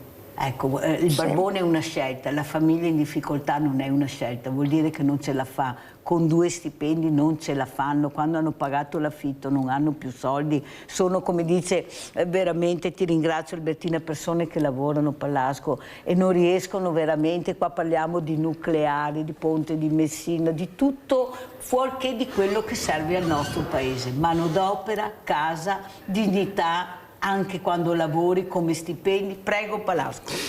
Guarda Mirella, ci diamo del tuo, certo, anche Palasco. In diretta, bene. Guarda Mirella, quello che dice la signora è assolutamente vero, sacrosanto, l'ho provato anche sulla mia pelle da imprenditore. Io mi ricordo una volta che avevo uno di colore, un nero, che lavorava con me e questo non riusciva, insomma, per farla breve, io sono andato in prefettura perché non riuscivo ad avere il permesso di soggiorno e ho fatto un'opera caritatevole, sì, fino a un certo punto, perché da un certo punto in poi mi interessava il lavoratore, perché tra l'altro era un buon lavoratore. Ho avuto un tunisino o marocchino, no, un tunisino che ha lavorato per me, e averne di operai italiani come quello, c'è una brava persona. Purtroppo accanto a queste persone che sono meritevoli e che vanno aiutate, vanno accompagnate nel loro inserimento, e purtroppo, bisogna dire la verità, ci sono realtà degenerate, ci sono ampie zone delle nostre città, dei nostri territori, dove nemmeno la polizia azzarda entrare, e che sono sotto il monopolio di altri immigrati. Cosa succede? Che per l'opinione pubblica fa un tutt'uno. Esatto. Allora gli immigrati sono tutti delinquenti? Assolutamente no. Vicino a casa mia ho diversi immigrati che si sono stabiliti, hanno i loro appartamenti, addirittura mi pare che un ucraino con tutta la famiglia se lo sia anche comprato, ma non mi interessa, insomma, con la pelle bianca, con la pelle nera, cioè, sono inseriti, lavorano, hanno la loro famiglia, basta, cioè, è la cosa più normale.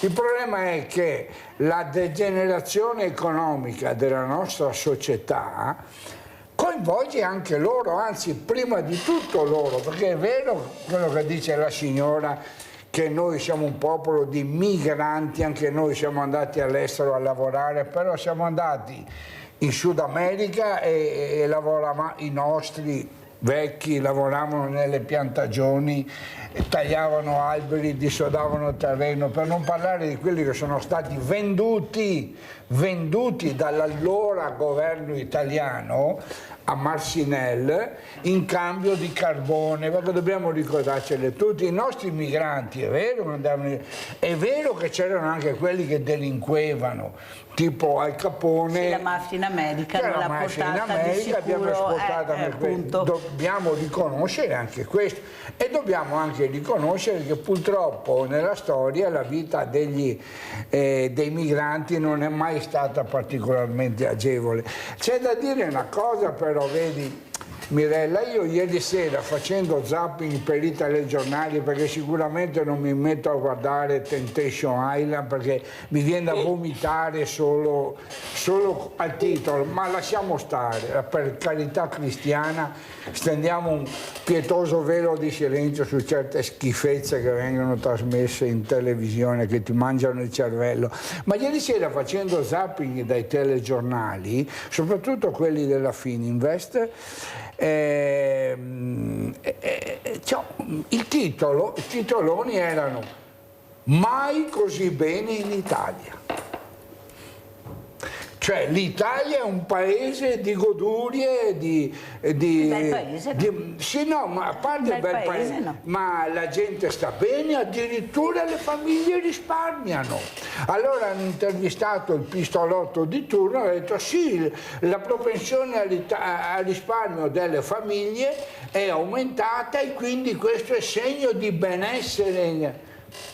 Non ne andiamo fuori, perché poi ci voltiamo indietro e ci dimentichiamo di considerare che il 10% della popolazione, 10%, non l'1, l'1,5, il 2, il 10% della popolazione italiana è in povertà assoluta. Ci dimentichiamo di dire che tu lo sai molto bene perché te ne occupi meritoriamente. Cioè, quelli che vanno ai banchi alimentari aumentano considerevolmente, non ci sono solo i migranti, ci sono anche gli italiani. Allora, è vero che mia cugina mi ha mandato adesso delle foto che è, non so su quale isola in vacanza, lei se lo può permettere benissimo, e come mia cugina tanti altri italiani, però questo non può consentirci di dimenticare chi sta male.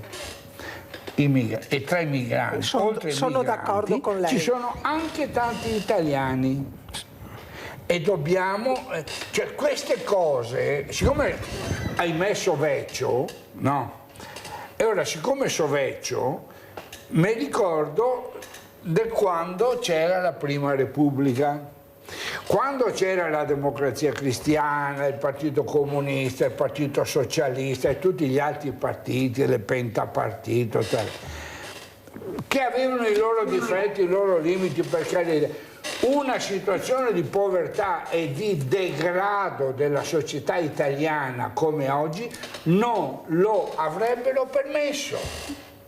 Noi viviamo in una società, hanno trasformato la società italiana, il welfare italiano, il modo di vivere, in una società edonista dove quello che conta è prima di tutto apparire. Allora si lanciano messaggi per cui io la chiamo io dico le cose come mi escono, Mirella, se no non mi invitare più. C'è una sindrome che colpisce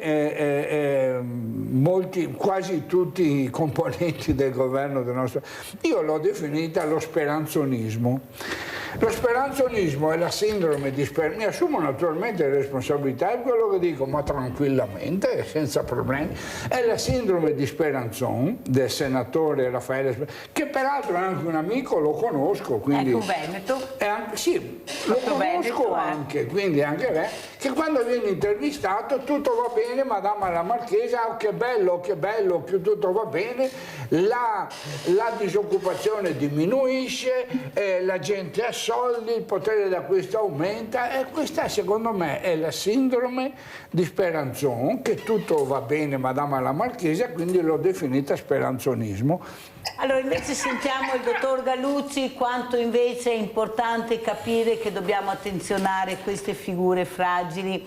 Io ad esempio anche ieri, dottor Galuzzi, ho sentito tanta solitudine, tanto è vero che questa mattina ho chiamato anche i servizi sociali perché ci sono delle fragilità che vanno tutelate, accompagnate. Ecco, noi siamo un campanello d'allarme, siamo anche delle sentinelle del territorio perché da noi arrivano, li sentiamo, sono ottantenni, novantenni che, come dice lei, non sono più con il cervello come una volta, fortunatamente ce ne sono ancora, però io vedo sempre più solitudine e sa cosa vedo anche, dottor Gallucci, che mi preoccupa? Rassegnazione.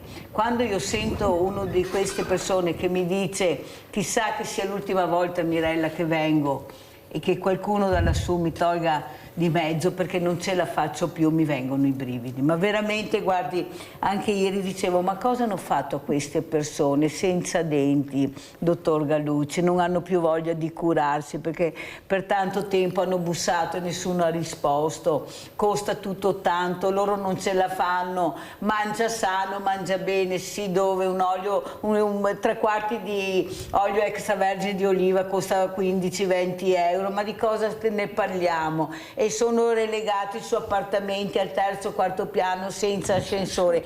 Anche questo stress può aumentare l'Alzheimer. Io sono curiosa di capire perché. Prego, dottore. Allora, la depressione è un fattore di rischio del decadimento cognitivo. Quindi la risposta è sì, cioè una persona tendenzialmente depressa è una persona che ha un rischio di ammalare di perdita della memoria e di altre funzioni cognitive. È chiaro che le persone anziane vanno tutelate, vanno supportate nei loro bisogni.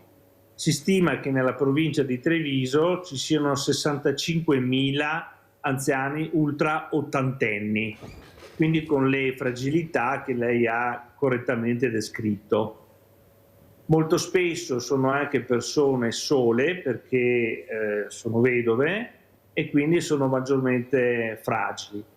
E soprattutto in queste settimane di grandissimo caldo, eccezionale caldo, con temperature che superano anche i 40 gradi anche a Treviso, sono persone che vanno seguite, tutelate e oggetto anche di raccomandazioni. L'anziano ha un ridotto senso della sete e quindi è opportuno raccomandare a queste persone di assumere almeno 1,5 litri, 2 litri di acqua al giorno, in dosi refratte ovviamente durante le 24 ore, poi di evitare delle bevande zuccherate oppure alcoliche che non vanno bene con il grande caldo. Posso fare una domanda? Assumere poi pasti leggeri e se non me ne frequenti, dimentico.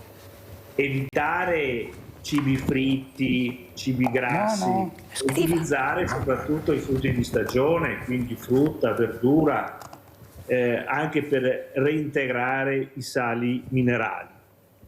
E dopo alcune raccomandazioni anche per quanto riguarda l'abitazione, ad esempio i climatizzatori vanno regolati su una temperatura che va da 25 a 27 gradi, non con temperature più basse, e hanno anche un effetto positivo perché deumidificano l'ambiente, cioè tolgono l'umidità e quindi migliorano la percezione soggettiva della temperatura ambientale. Non vanno mai puntati dove poi ci si siede, ecco, non ci deve essere un getto diretto. Le finestre vanno aperte alla mattina presto e alla sera dopo il tramonto per arieggiare gli ambienti. E ci possono anche essere i ventilatori, i semplici ventilatori di una volta, anche questi però non vanno puntati direttamente sulle persone. Ecco, io vado a casa di questi che ho tutti i ventilatori puntati perché non c'è niente da fare purtroppo, non bevono l'acqua. Ecco, io riempio la bottiglia, però l'acqua non la bevono. Sì, avevo una domanda da fare al dottore, ma che mi interessa personalmente, chiedo scusa. Io bevo molta acqua, però la bevo a pasto.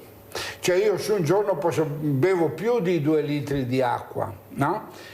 Fuori orario non ne bevo molte, la bevo perché non bevo alcolici, non bevo vino, non bevo birra, bevo solo acqua e limone tra l'altro, così per iniziare. Volevo chiedere al dottore, l'acqua che bevo durante i pasti può essere considerata all'interno di quel quantitativo che ha detto lei prima è opportuno assumere? Oppure è un'acqua che bisogna assumere lontano dai pasti? No, l'acqua è sempre acqua, quindi il quantitativo che lei assume alle 24 ore, che lo assuma mangiando o fuori dai pasti, va sempre considerato nell'ambito del quantitativo totale raccomandato nelle 24 ore. È chiaro che nell'intervallo tra un pasto e l'altro passano anche diverse ore e se c'è parecchio caldo è opportuno anche assumere un po' di acqua in quelle ore lì, cioè tra pasto e pasto. Grazie, dottore. Molto chiaro.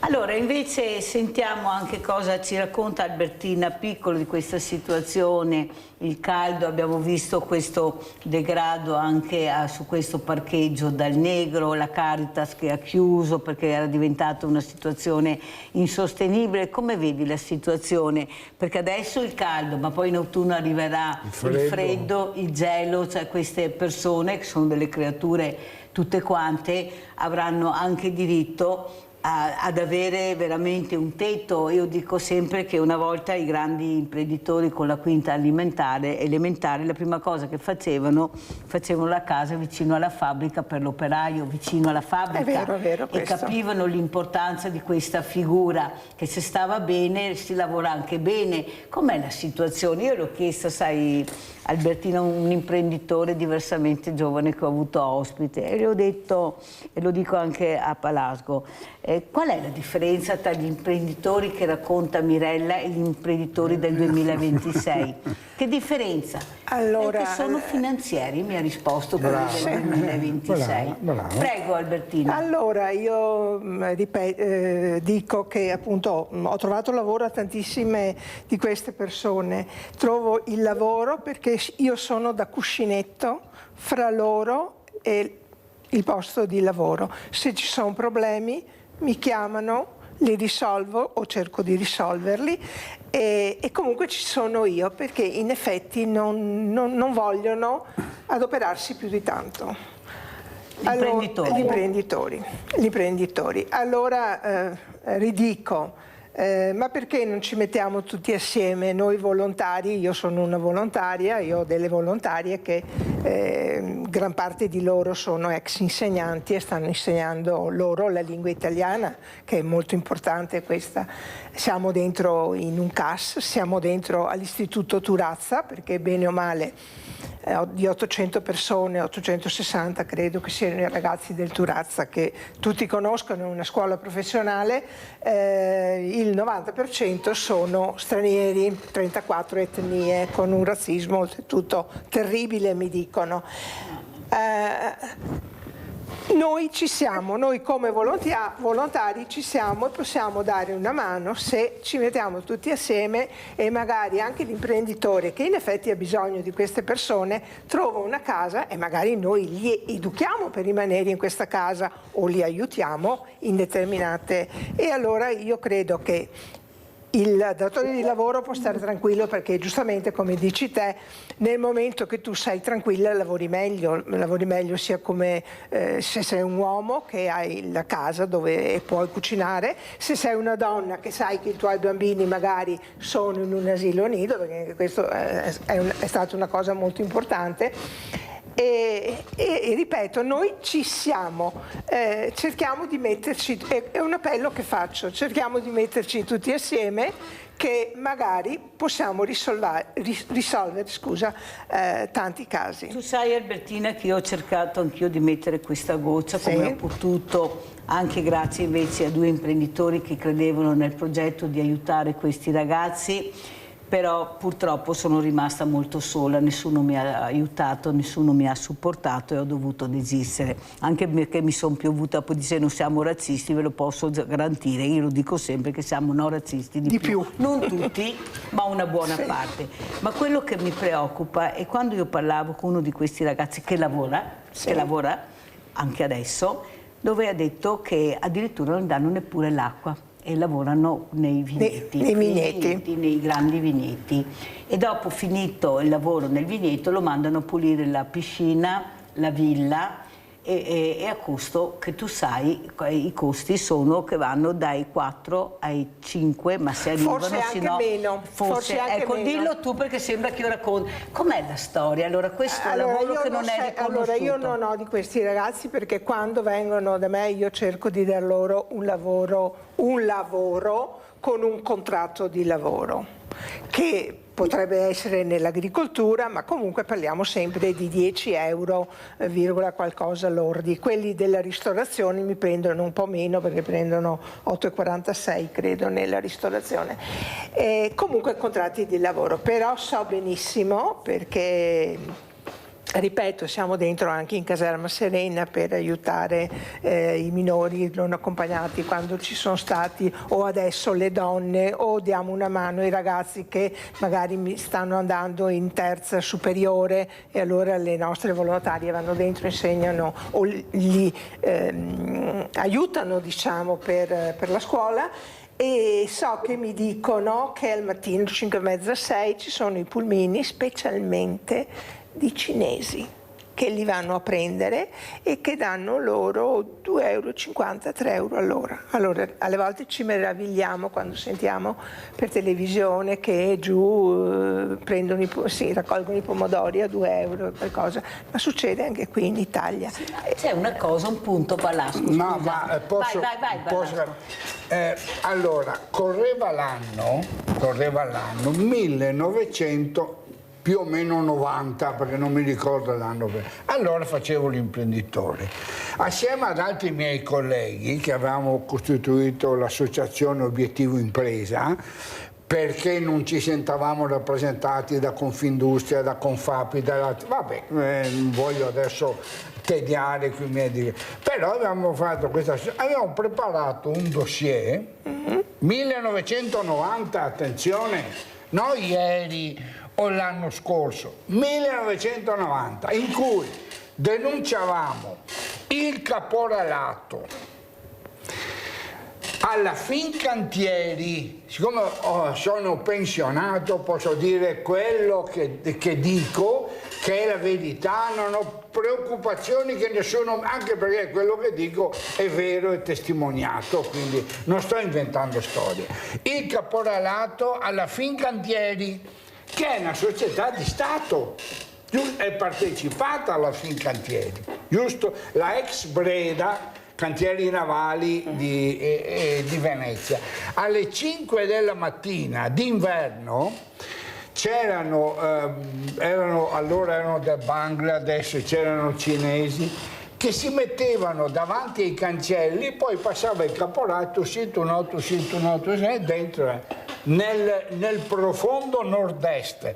Mi ricordo che in pieno inverno c'era Rifondazione Comunista che organizzava alle 5 della mattina la distribuzione di cioccolata calda a sti poveri disgraziati, per cui cosa voglio dire con questo? Che facciamoci anche un esame di coscienza in casa, perché è vero che in Sicilia ci sono i caporali che portano nei campi a lavorare per 4 euro, questi poveri disgraziati, però ce li abbiamo sotto il naso anche e le istituzioni non fanno nulla. Paola da Padova, vai Paola. Sì, ciao Mirella e buongiorno ai tuoi ospiti. Buongiorno. Intanto volevo ringraziare il dottore per i consigli per noi anziani, soli, ammalati, appunto terzo piano senza ascensore, però dottore, consigli utilissimi, però bisogna anche attuarli. Il condizionatore bisogna averlo, bisogna riuscire a pagare le bollette e mangiare frutta fresca, sì, chi che va torla, cioè la possibilità di fare tutte queste cose non c'è, non è che uno magari certa disponibilità finanziaria, ancora una certa capacità di discernere o di ragionare, però manca purtroppo c'è l'impossibilità fisica di attuare queste cose, perciò ben vengano i consigli, ma questo non vale certo per lei, ci mancherebbe altro, vale per la cosiddetta società civile che non mette in pratica i consigli. Li conosciamo da anni, ci manca la possibilità fisica e economica di metterla in pratica. Non è che siamo depressi, dottore, assolutamente. Paola, grazie, perché deve andare via Albertina, voglio che saluti. Con quale messaggio? Grazie allora, Paola, poi ti risponderà il professore, perché ho capito benissimo giustamente quello che avevo detto prima, anziani in difficoltà. Come ci saluti Albertina? Ti inviterò ancora. Vi saluto, cerco di venire un'altra volta, cerco di portare anche più dati, quello che tu prima mi hai chiesto, quello che noi di Auser facciamo nel territorio, anche per le persone anziane, per i disabili e altro. Mi aggiorno bene con i dati. Cos'è che ti preoccupa di più in questo momento? L'indifferenza. L'indifferenza, sì, l'indifferenza che questi ragazzi o anche che tantissime persone anziane sono lasciati a se stessi, perché io abito in una casa, piano terra, con tutto un po' di giardino intorno, ho 2 condizionatori, perché ringraziando il Signore ho lavorato, la mia pensione, tutte queste, sono da sola da tanti anni perché sono vedova da tanti anni, ma comunque non sto male. Però in effetti ho vissuto in prima persona di una coppia che i figli non c'erano e che appunto si erano ammalati, e ho sofferto tantissimo perché ho chiamato i servizi sociali, non si sono presentati o non sono stati presenti.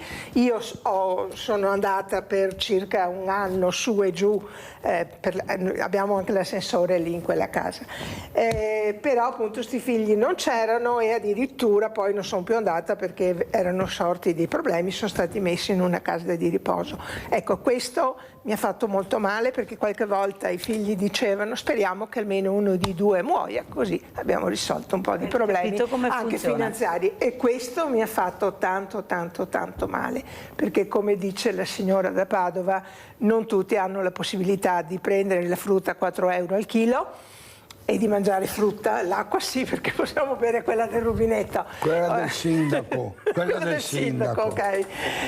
Però poi per il resto alle volte è fatica a tirare fine mese. Io questo ne sono consapevole, perché come dicevi te, alle volte sono in 2 che lavorano ma con degli affitti grandissimi. O mutuo da pagare. Oppure, esatto. Vai a lavorare, paghi, oppure benzina, anche se stai male, perché se stai male o paghi e hai delle precedenze o aspetti e riesci anche magari a morire in un certo senso, insomma, sì che ci vorrebbe che dovremmo essere un attimo tutti più sensibili, perché anche i giovani diventeranno vecchi come noi.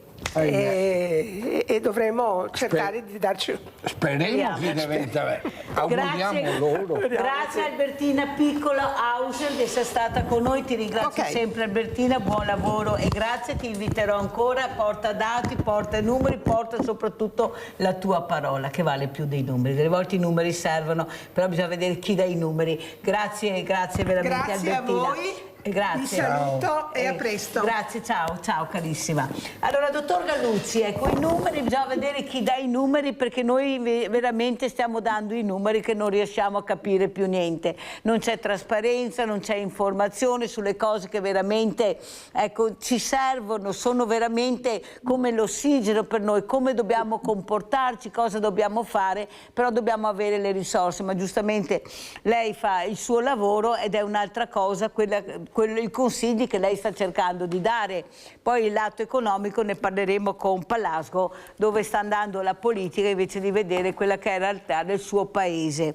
Allora, dottor Galluzzi, anche lei cos'è che la preoccupa di più in questo momento? Cosa vede? Ecco, lei sente tante persone in situazioni anche molto precarie. Prego, le famiglie.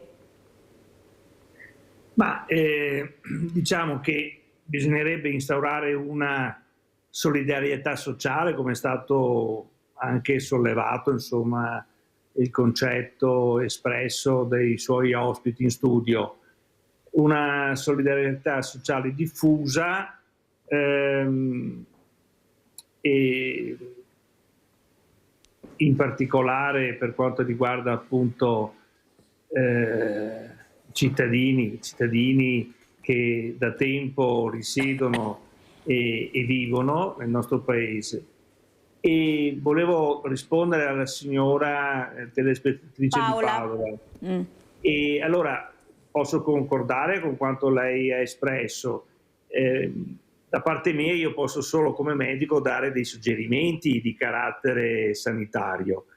Ci sono anche delle cose che si possono fare per il grande caldo che non comportano delle spese economiche.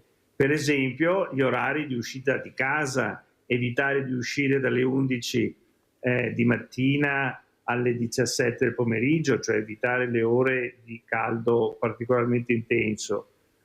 Utilizzare dei vestiti appropriati, quindi vestiti leggeri, quindi privilegiare i cotoni naturali, cotone o il lino per esempio, evitare altre fibre e avere sempre un cappello in testa, usare degli occhiali da sole, cioè piccoli accorgimenti che però messi tutti assieme possono tutelare dal classico colpo di calore che è un'emergenza sanitaria grave. Ecco, tutte queste cose qui. E poi un'accortezza è che molte persone hanno la pressione alta, d'estate tendenzialmente il caldo tende a ridurla, non bisogna però modificare i farmaci, diciamo, di testa propria, ma consultarsi sempre con il medico, in primis il medico di famiglia, per diciamo magari ridurre un po' la posologia, quindi la quantità di farmaco assunto, nei periodi di maggior caldo, per evitare delle situazioni di ipotensione, cioè di abbassamento eccessivo della pressione arteriosa, dove c'è l'effetto diciamo del caldo più l'effetto del farmaco. Quindi il farmaco andrebbe eventualmente un po' diminuito, però sotto diciamo controllo medico, consultandosi col medico di famiglia senza fare delle variazioni sua sponte, cioè di propria iniziativa. Sì, però dottor Gallucci mi scusa, io ricevo telefonate di persone che chiamano, il medico di famiglia non risponde, dà appuntamenti molto lunghi, ma io sto male, cosa devo fare? Adesso ci sono, sembra che partono le case di comunità, lei cosa ne pensa? Diciamo le case di comunità sono sicuramente una risorsa per i cittadini, un luogo dove trovare diciamo delle risposte in tempi rapidi. So che i medici di famiglia hanno dato la loro disponibilità per partecipare a questa iniziativa e quindi per essere presenti. Poi i problemi organizzativi riguardano chiaramente le ASL, quindi coloro i professionisti che lavorano a livello gestionale su queste problematiche di carattere sanitario. Ma non le sembra, dottor Gallucci, che dovremmo cambiare anche, come dice il professor Gerosa, la piramide? Cioè il medico di famiglia è diventato veramente essenziale per la figura diversamente giovane. La telemedicina non la sanno adoperare, inutile che insistano con ste robe, ecco, sempre più tecnologiche, non sanno neppure adoperare il cellulare. Allora cosa fanno? Vanno in farmacia, benedette farmacie, dico io. Preti non che ne sa più, suore non che ne sa più, Cesare non che ne parliamo sempre meno, però c'è la farmacia dove diventa un punto di ascolto fondamentale. Non è che forse, Palasco, c'è qualcosa che veramente dobbiamo cambiare per dare delle risposte immediate? Fa il numero 3, fa il numero 4, cade la linea, non riesco, medico di famiglia non esce determinati giorni, determinati orari. Palasco, ma stiamo andando i numeri tutti? Ma io vorrei riportare due esperienze personali, una negativa e una positiva, perché giustamente la gente dice vabbè, va in televisione, si lagna sempre, tutto va male. No, non è vero che ci lagniamo sempre. Parto da quella negativa che mi ha toccato personalmente. Io sono stato operato di colicistectomia, se dico bene dottore, va bene, mi hanno tolto la coliciste all'ospedale San Giovanni e Paolo di Venezia, centro storico. Ho avuto un servizio eccellente, un ottimo ospedale, sono stato benissimo, persone preparate, sono stato bene, positivo. Mi è successo però un fatto sgradevole quando ero in corsia, perché il giorno prima, la sera prima dell'intervento mi hanno dato le calze antitrombosi, quelle cose normali che il dottore capisce benissimo cosa sto dicendo, e siccome non le avevo mai viste queste calze antitrombosi, non sapevo nemmeno della loro esistenza, perché era la seconda volta in vita mia che andavo in sala operatoria, per cui proprio ho chiesto che un'infermiera mi ha dato una risposta talmente sgarbata, così villana, che tu mi conosci, potevo io tacere di fronte a cotanta arroganza? No, sono esploso, ma non l'ho offesa. Gli ho semplicemente detto, attenta, ho detto, perché io qua sono un cliente, perché ti faccio in modo che tu abbia uno stipendio, e il fatto che io sia vecchio non ti autorizza a trattarmi come uno scarto. Fermo, perché abbiamo Vittorio da Mestre. Vai Vittorio. Ciao Ivan. Ciao Vittorio, chi sei tu? Norsa Vittorio, che ho lavorato all'Agip insieme con te, all'Agip Gas, se ti ricordi? Oh signore! Aspetta Vittorio, aspetta che pensa. Voglio domandarti il cognome, ma non so se te va a dirlo. Norsa, N-O-R-S-A, Norsa Vittorio. Ah, Norsa Vittorio, ciao Vittorio. Cosa che fa Sveglia Veneti, Palazzo? Che piccolo che sei il mondo. Ha visto che Sveglia Veneti dove che arriva? Ti ricordi, Vittorio, i bei tempi che andavamo a Bombo? Ti sei sempre esploso per quello. Vittorio, cosa vuoi dire? No, volevo salutarlo perché era tanti anni che non ci vedevamo. Cioè, mi sono arrivato a 88 anni, io lo so, perché sento che parla dell'ospedale civile di Mestre, delle Venezia. Complimenti, no, mi so a 71. Ascolta Vittorio, com'è la situazione, la tua situazione in base veramente al diversamente giovane? Come vedi la situazione?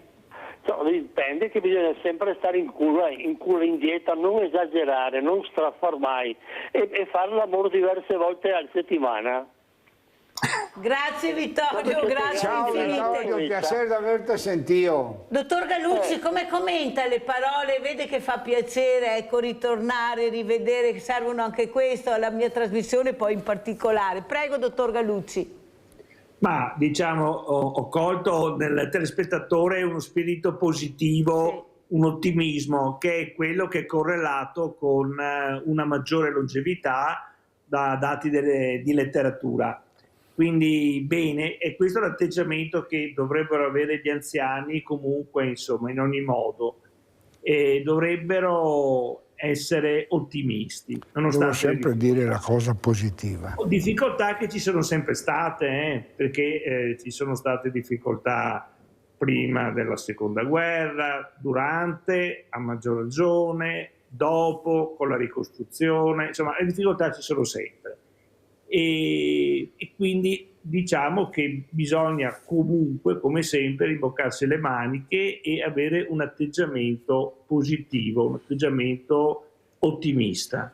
È quello che fa la differenza per quanto riguarda... Sì, però, scusa dottor Galuzzi, però fa di tutto per diventare pessimisti. Noi ce la mettiamo anche tutta, ma cavolo che dura che è essere ottimisti. Allora, Palasgo, cosa la nota positiva? La cosa positiva, perché dopo, appunto, come dicevo prima, mi ripeto, non voglio dare l'impressione che uno si lamenta e basta, no.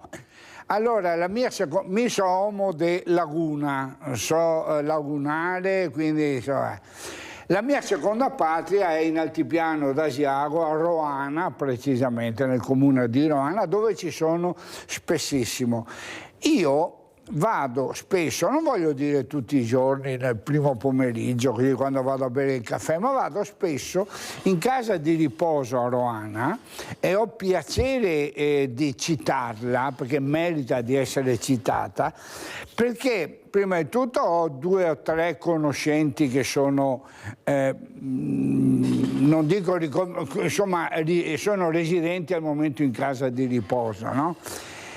E consiglierei a molta gente, soprattutto i nostri politici, ogni tanto di fare un giro all'interno delle case di riposo, perché auguro a questi politici una vita lunga, ma si renderebbero conto di come, di in che modo la vita finisce, perché la vita può finire in un incidente stradale o per una malattia istantanea, violenta purtroppo, però può anche finire lentamente la vita. Allora, se andassero a vedere come sono i nostri vecchi, lo dico affettuosamente vecchi, i nostri vecchi, come finisce la loro vita, capirebbero come potrà finire la propria vita e avrebbero un atteggiamento diverso verso il prossimo.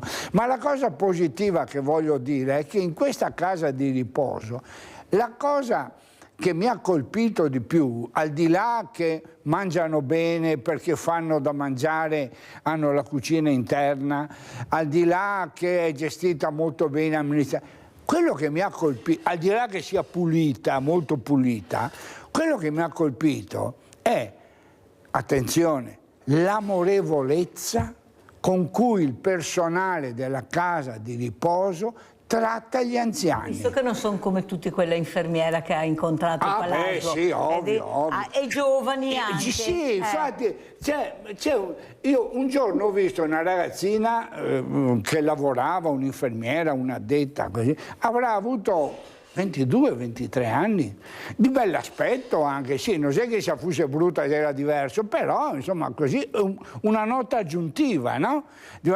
E io sono rimasto colpito perché l'ho osservata per un po' e per 10 minuti l'ho osservata mentre dava lo yogurt a una signora in carrozzina, anziana, probabilmente non riusciva neanche a tenere in mano il cucchiaino, e con quanta amorevolezza dava lo yogurt a sta signora che poteva essere sua bisnonna.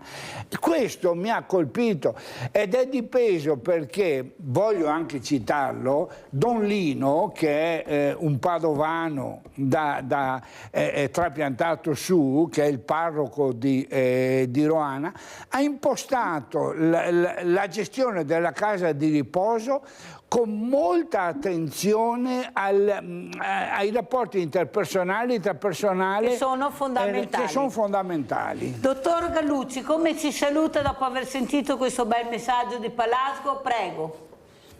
Beh, saluto dicendo che conosco molto bene l'altopiano di Asiago, perché mia mamma, mia nonna e mio bisnonno sono dell'altopiano di Asiago. Di dove? E quindi io sono per metà, sono cimbro. E sono orgoglioso di questo. Vuoi trovare un cimbro? Vuoi trovare un cimbro? Cruscott? Slega.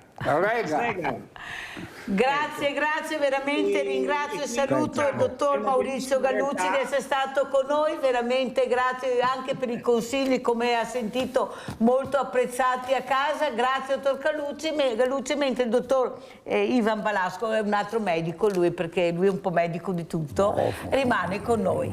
Pubblicità. Salve cimbro!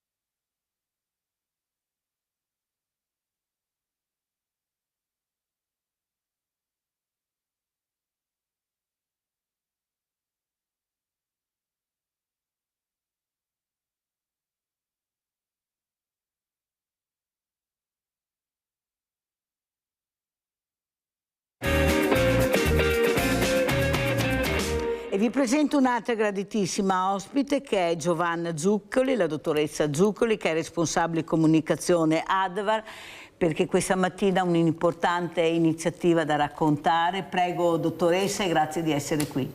Sì, grazie a tutti, grazie per l'invito, sempre gentilissimi. Ecco, noi siamo felici perché Rete Veneta ci dà la possibilità di dar voce, no, a quello che facciamo, perché è assolutamente a favore dei progetti dell'ADVAR che sono gratuiti per i beneficiari, per cui per le persone che hanno bisogno. E quindi ci sono altre persone molto generose che organizzano diversi eventi in nostro favore e quindi ci dedicano le entrate per poter poi appunto sostenere questi aiuti che noi diamo a tutti quelli che ce lo chiedono.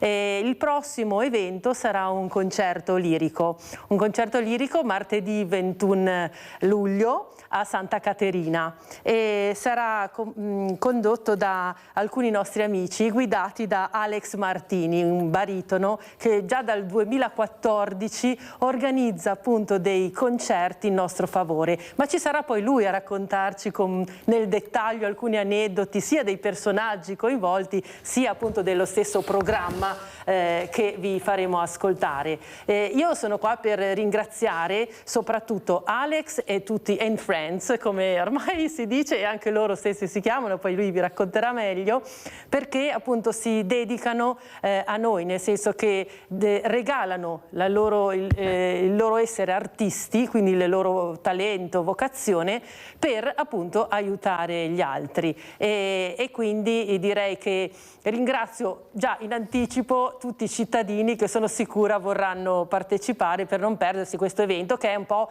diciamo, il nostro concerto d'estate quest'anno, ecco.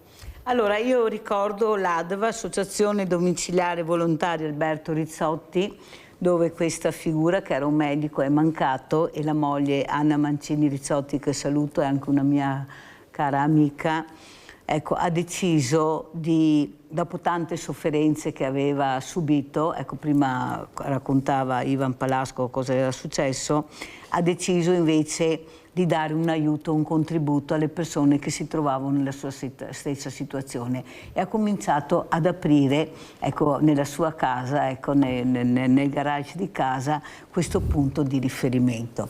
Però una cosa che non è mai mancata all'ADVA è sempre stata la cultura. La malattia vicino alla cultura, che può essere la musica, che può essere la pittura. Quanto importante è comunicare che se anche sei ammalato, anche se ti mancano pochi giorni, tu e la famiglia potete, ecco, a me piace dire questa frase, atterrare dolcemente, non violentemente. Questo fa l'ADVA, li fate atterrare dolcemente. Prego, dottoressa Zuccoli. Sì, la ringrazio molto di questo. La cultura per noi è fondamentale. Pensate che proprio gli eventi culturali sono parte della nostra mission, quindi sono proprio elencati nello statuto a fianco all'assistenza, perché noi crediamo che nutrire la mente sia fondamentale come prendersi cura del corpo, e in effetti l'ADVAR si dedica fortemente ad eventi, congressi, incontri. Ogni anno abbiamo il ciclo degli incontri culturali di cui abbiamo proprio parlato l'ultima volta in cui ci siamo incontrati, e poi abbiamo appunto concerti di musica vari. Pensate che domenica scorsa abbiamo avuto un incontro proprio all'ADVAR organizzato da parte di un nostro ospite di cultura. Poi c'erano poeti, professori, studiosi, c'era l'aula piena. E questa è stata una cosa fantastica, perché uno stesso ospite, no, ha organizzato per noi, e poi non riusciamo più a dire non ci state, ecco, ma era difficile dirlo, quindi abbiamo aperto le porte e da fuori ascoltavano, e questo non è la prima volta che succede, per cui diciamo che è veramente un nutrire la persona e la famiglia in toto. E vi ricordiamo ad esempio anche il giovedì pomeriggio, noi abbiamo il salotto di musica, tutti i giovedì pomeriggio, che sia anche Ferragosto il primo dell'anno, ci sono dei giovani talenti o dei professionisti affermati che vengono a suonare nel nostro salotto. Ci sono parenti, ci sono amici, tante volte ci sono i nostri ospiti che apprezzano e veramente vivono anche, come dicevamo prima, di musica, di cultura. Allora ringraziamo Giovanna Zuccoli e facciamo entrare allora Alex Martini, il baritono. ecco, che prenderà il posto di Giovanna. Prego Alex, grazie, la inviteremo ancora, ecco, grazie. Prego Alex. Abbiamo Paola da Campo San Piero in linea, vai Paola. Ciao Mirella. Ciao. Ho provato prima ma è caduta la linea quando c'era il medico, il dottore. Volevo dire che è giusto, Mirella, dare informazione che al Banco Solidale vengono famiglie e persone che hanno bisogno.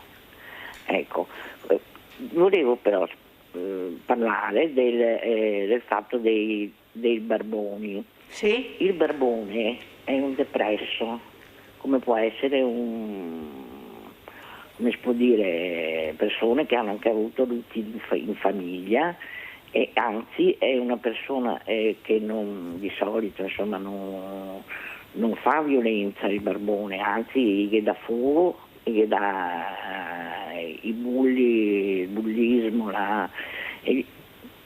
ecco. E dopo cos'è che volevo dire, perché nel frattempo le cambiai persone là.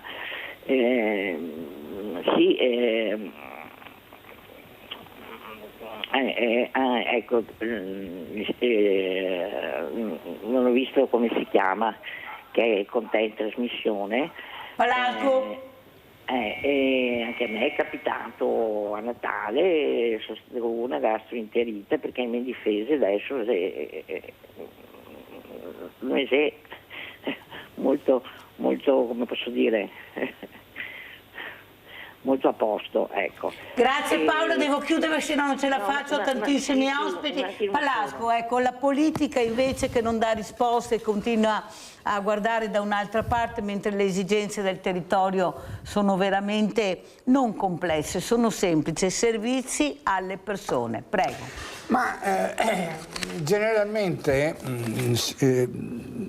il leitmotiv corrente è che la politica non dà risposte, ma non è perché sono brutti e cattivi, perché io non posso pensare che Giuseppe Conte, piuttosto che la Meloni, piuttosto che Rizzo, cioè, li prendo tutti. Non posso pensare che ci sia un politico che abbia il gusto, la capacità di far del male alla collettività. Non può essere. Il problema quindi non è che siano buoni o cattivi, il problema è di chiedersi: ma sta gente che noi mandiamo in Parlamento, ma è competente?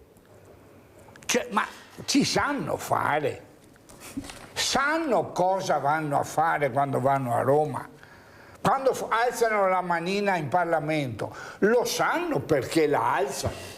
Allora invece sappiamo chi la alza, vediamo questa locandina, questo galla lirico, così conosciamo anche questo baritono, Alex Martini. Allora, cos'è la musica per sollevare anche la mente, il cuore, l'anima, in un momento anche molto delicato, e stiamo parlando non di fragilità, di più di patologie che ormai non hanno risposta. Prego Barattini. Grazie per avermi invitato. Ad esempio per me questo mio avvicinamento all'Advar nasce da un grande dolore, quindi nasce da un momento dove un grande dolore doveva diventare qualcosa di bello per gli altri, e la cosa più bella che io potessi fare in quel momento era dare il mio canto alle persone che potevano venire e con un'offerta, potevano aiutare qualcuno che aveva più bisogno. Quindi nasce da un dolore grande che, mi sono sempre detto, da un dolore grande non può nascere una cosa brutta, deve nascere qualcosa di bello, deve fiorire qualcosa di bello. E allora mi sono avvicinato all'Advar nel 2014, quando ho iniziato a chiedere aiuto ai miei amici, perché non lo faccio da solo io. Io ho l'idea e poi ho gli amici che mi aiutano, quindi non posso dire che è tutto merito mio. Io do il là come magari danno il là all'accordatura dell'orchestra, e non lo so, forse perché ho seminato bene o perché ho degli amici che mi vogliono tanto bene, che mi dicono sì. Quindi arrivano e mi stanno vicini e diamo qualcosa per gli altri. Spiegheremo questo concerto, ecco, quando sarà, come sarà, cosa... Allora, prego. Sì, il concerto sarà il martedì 21 luglio Ecco qua la locandina. Sì, esatto, questa qui è una nostra foto, perché questo concerto tra di noi, che siamo un gruppo di amici che abbiamo debuttato nel 2014, proprio in quel momento brutto che ho vissuto, Don Pasquale a Clermont-Ferrand, in Francia. Da lì abbiamo fatto 2 anni di tour in tutta la Francia insieme, quindi il nostro rapporto è diventato molto forte, cioè non siamo solo colleghi, siamo proprio amici. Noi ieri eravamo in videochiamata tutti quanti assieme che discutevamo del concerto del 21 e ridavamo nel fatto proprio di questa foto, che è una delle prime foto quando a me non mi si riconosce, qualcuno è più magro, qualcuno ha i capelli ancora scuri che adesso ce li ha bianchi, e insomma così. Quindi quest'anno festeggiamo il 10° anno, esatto, perché il 10° anno che abbiamo, il primo anno che abbiamo fatto questo concerto è stato proprio qui a Villa dei Reali ad Auxonne, a Treviso. Poi noi giriamo tutto il mondo, siamo stati in diversi paesi, dove ogni volta l'idea è di ritrovarci assieme, rinsaldare la nostra amicizia, voler cantare di nuovo insieme, però per uno scopo benefico. Avete capito l'importanza di questo concerto, ecco, con questo baritono e tutta la squadra che ci sarà, amici. Veramente gli amici, lui chiama. Il biglietto d'entrata, diciamo, il biglietto d'entrata è totalmente devoluto ad Advar, sono 15 euro, è una pizza. Forse senza birra, senza coperto. Mai paura. È caduto il microfono, perché io di solito non sono abituato con queste cose. Non ci si preoccupi, io ringrazio veramente, purtroppo il tempo è tiranno, ma devo chiudere anche con il baritono, che veramente ringrazio, Alex Martini, di essere stato con noi, come Giovanna Zuccoli. Grazie. Facciamo entrare adesso un altro ospite, ecco, tante sorprese questa mattina, in bocca al lupo, veramente grazie. Prego, Eddie Binotto. Allora, quello che vorrei capire, Ivan Balasco, ma tante persone che cercano di dare un proprio contributo per cercare di aiutare questa comunità che è molto in crisi, è molto problematica. Prego. Ma noi abbiamo la fortuna come popolo italico, perché il popolo italiano è un'altra cosa. Come popolo italico abbiamo la fortuna di avere una fortissima propensione al volontariato e all'altruismo. Siamo un popolo molto altruista, e non è vero, come ho sentito dire forse la signora Albertini, che siamo... l'hai detto tu, mi dispiace contraddirti, ma non sono d'accordo quando dici che siamo razzisti. La Madonna. Di più? Mi dispiace, di più. Allora, ma non lo dico solo io, l'hanno detto anche gli studenti che ho avuto ospite. La madre dei Lazzaroni purtroppo è sempre incinta, per cui non è che possiamo prendere le persone... No, ho toccato con mano, Palasco, toccato con mano la sottoscritta, perciò... Comunque, resto nella tua domanda, abbiamo la fortuna di essere un popolo che molto volentieri si presta in azioni di altruismo, e quindi c'è il volontariato, l'associazionismo spontaneo. Questa è una ricchezza che abbiamo e che permette però a chi ci governa di fregarsene su altre questioni, perché tanto che si volontari, perché se le lunghe file delle persone che vanno al banco alimentare ogni giorno a prendersi un sacchetto di pane piuttosto che un po' di carne, per quello che è, che tu anche onorevolmente, Mirella, fai, se invece che venire da te a fare ste cose andassero a Montecitorio, fare le code davanti al Parlamento o davanti a Palazzo Chigi, forse sarebbero più visibili. Ma c'è un particolare, che da noi le porte sono aperte, ma di là le porte non si aprono, perciò è una bella... lo so, allora, lo so. Eddie Binotto, grazie di essere qui. Fumisti, l'importanza della sicurezza, abbiamo visto anche cosa è successo anche purtroppo in queste settimane, case a fuoco, superficialità, non si conosce. Prego Binotto, ci tenevo tanto perché il problema della sicurezza, specialmente i diversamente giovani, oppure persone fuori di testa. Prego Binotto. Intanto buongiorno a tutti i telespettatori. In riferimento proprio al fatto di facciamo qualcosa, anche da parte della politica, la provincia di Treviso ha realizzato proprio il bando per la manutenzione degli impianti. Avete capito? E l'ha fatto anche suddividendo quelle che possono essere le categorie più o meno ambienti, ok?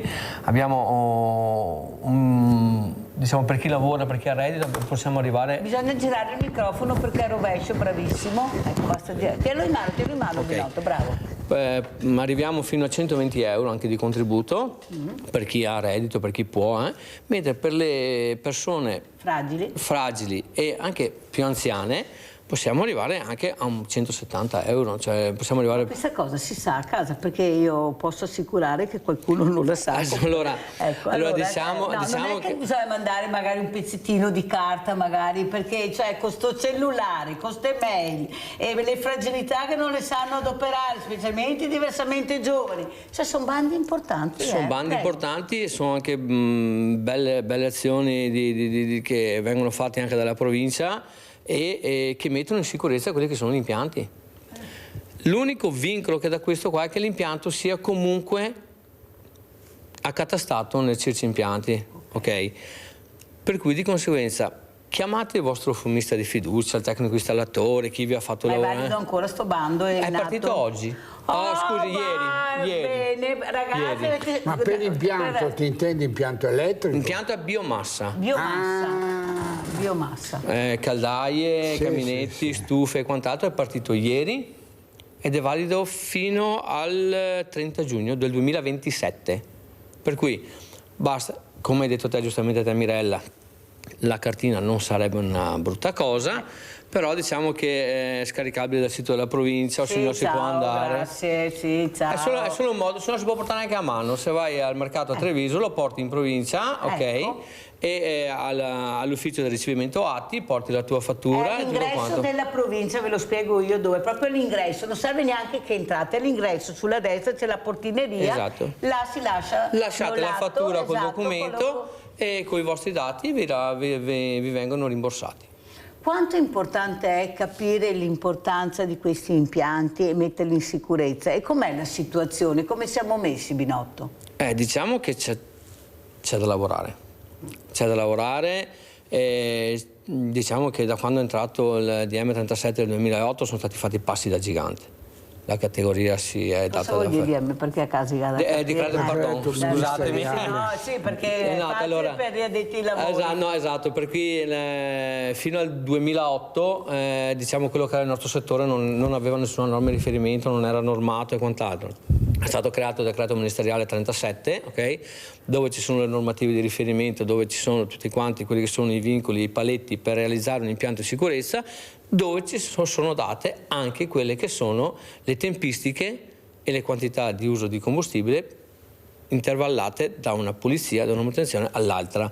Ricordo che comunque sono massimo di 40 quintali di legna, che sia legna o pellet 40 quintali, o al massimo non si una, no.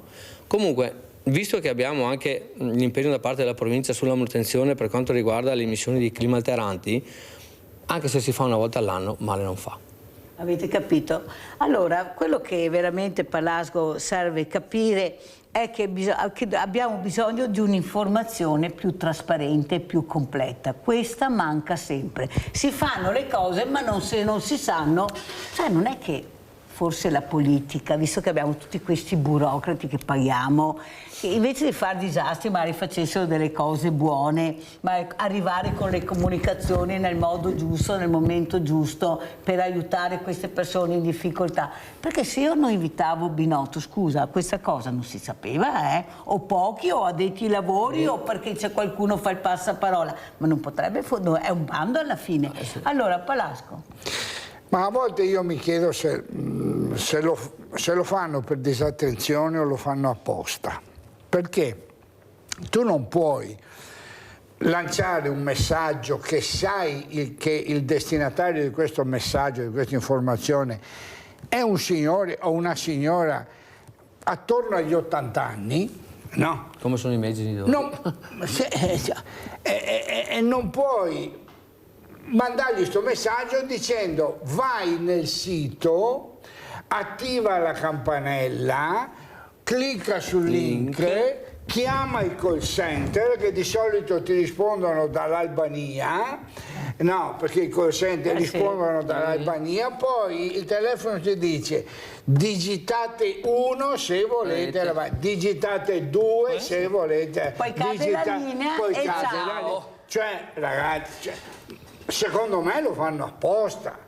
Lo fanno apposta perché vogliono, e siccome non voglio offendere nessuno, mi ci metto dentro anch'io, vogliono che sti 4 vecchi crepino prima possibile. Anche no. Claudio da Marano Vicentino, vai Claudio.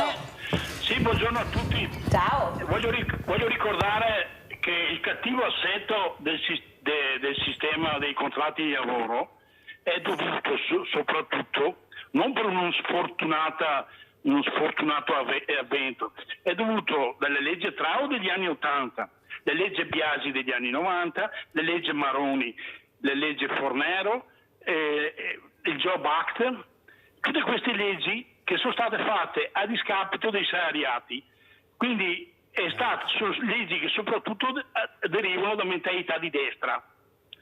E per quanto riguarda il discorso del razzismo, i veneti sono peggio dei razzisti, sono campanilisti. Buona giornata signori. Grazie Claudio Palasco. Ma ha espresso il suo parere, no? Resto del parere che i veneti storicamente... Allora, basta andare a Venezia. Cos'è l'isola di Armeni? Sì. Cos'è il fondaco dei turchi? Sì. Cos'è arriva agli Schiavoni? Cioè questa toponomastica non è a caso, perché la Serenissima Repubblica è sempre stata accogliente, perché ce l'aveva nel DNA, siccome commerciava con quel Medio Oriente, con i turchi, con i musulmani. E la faceva guerra, commerciava. Ma addirittura, siccome qualche guerra la faceva, perché basta ricordare la guerra durante la guerra di Lepanto, no? Sì, ma a Venezia no, però commerciava a Venezia. Venezia, paradossalmente, a Lepanto faceva la guerra ai turchi, però quello che la gente non sa è che molti veneziani durante la guerra continuavano a commerciare con i turchi, cioè da una parte e accoglieva tutti, bastava e Venezia accoglieva tutti. Basta vedere certi quadri. Però a Venezia de notte, che c'era l'uomo della notte che andava in giro per i cai e per i campi, e se te facevi se facevi l'ebete, volevo dire un'altra roba, ma se facevi l'ebete, quello te segava. E il Venezia c'era accogliente, però te vignevi e te rispettavi gli usi e costumi della città, perché la città severamente si proteggeva contro tutti gli abusi. Ascolta Palasco, però una volta diceva è a sinistra buonista, siete buoni, non è pare che adesso sia a destra, ma non c'è che cambiare più di tanto, o sbaglio?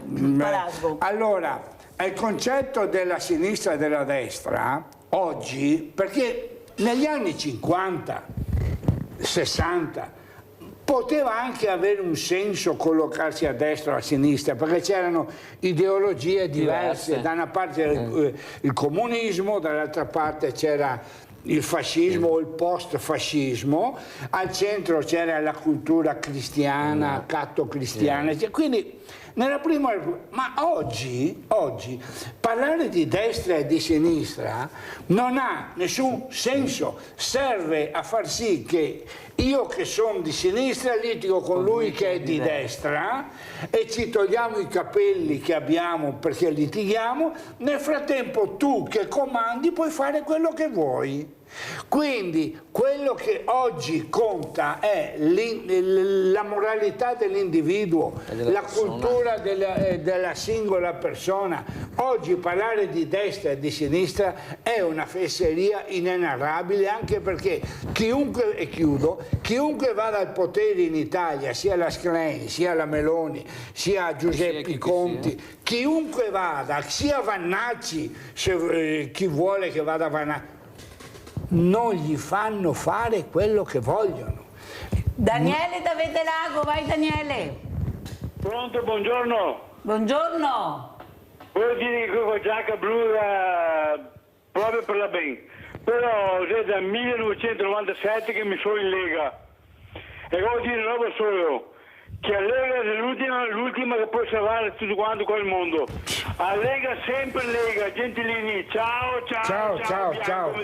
Allora, cosa vuol dire invece la politica e l'imprenditore, la politica e l'artigiano, questo artigiano che è stato massacrato? So che Edi si deve tirare gli occhi, dice Maria Vergine, che domanda si devo fare a Mirella? Non è proprio come il diavolo e l'acqua santa. Ecco, massacrato, che è il know-how del paese, la spina dorsale del paese, l'artigiano, l'operaio. Siamo diventati grandi e quarta potenza mondiale, non fatta dalla multinazionale, ma fatta dall'artigiano, dall'operaio. Quando non esisteva l'Unione Europea e non esisteva l'euro, attenzione. Allora, diciamo che si sta cercando, ci stiamo muovendo per cercare di salvare qualcosa, anche con l'associazione, per cercare di incentivare i giovani ad apprezzare, a crederci, a fare, a realizzare con mano.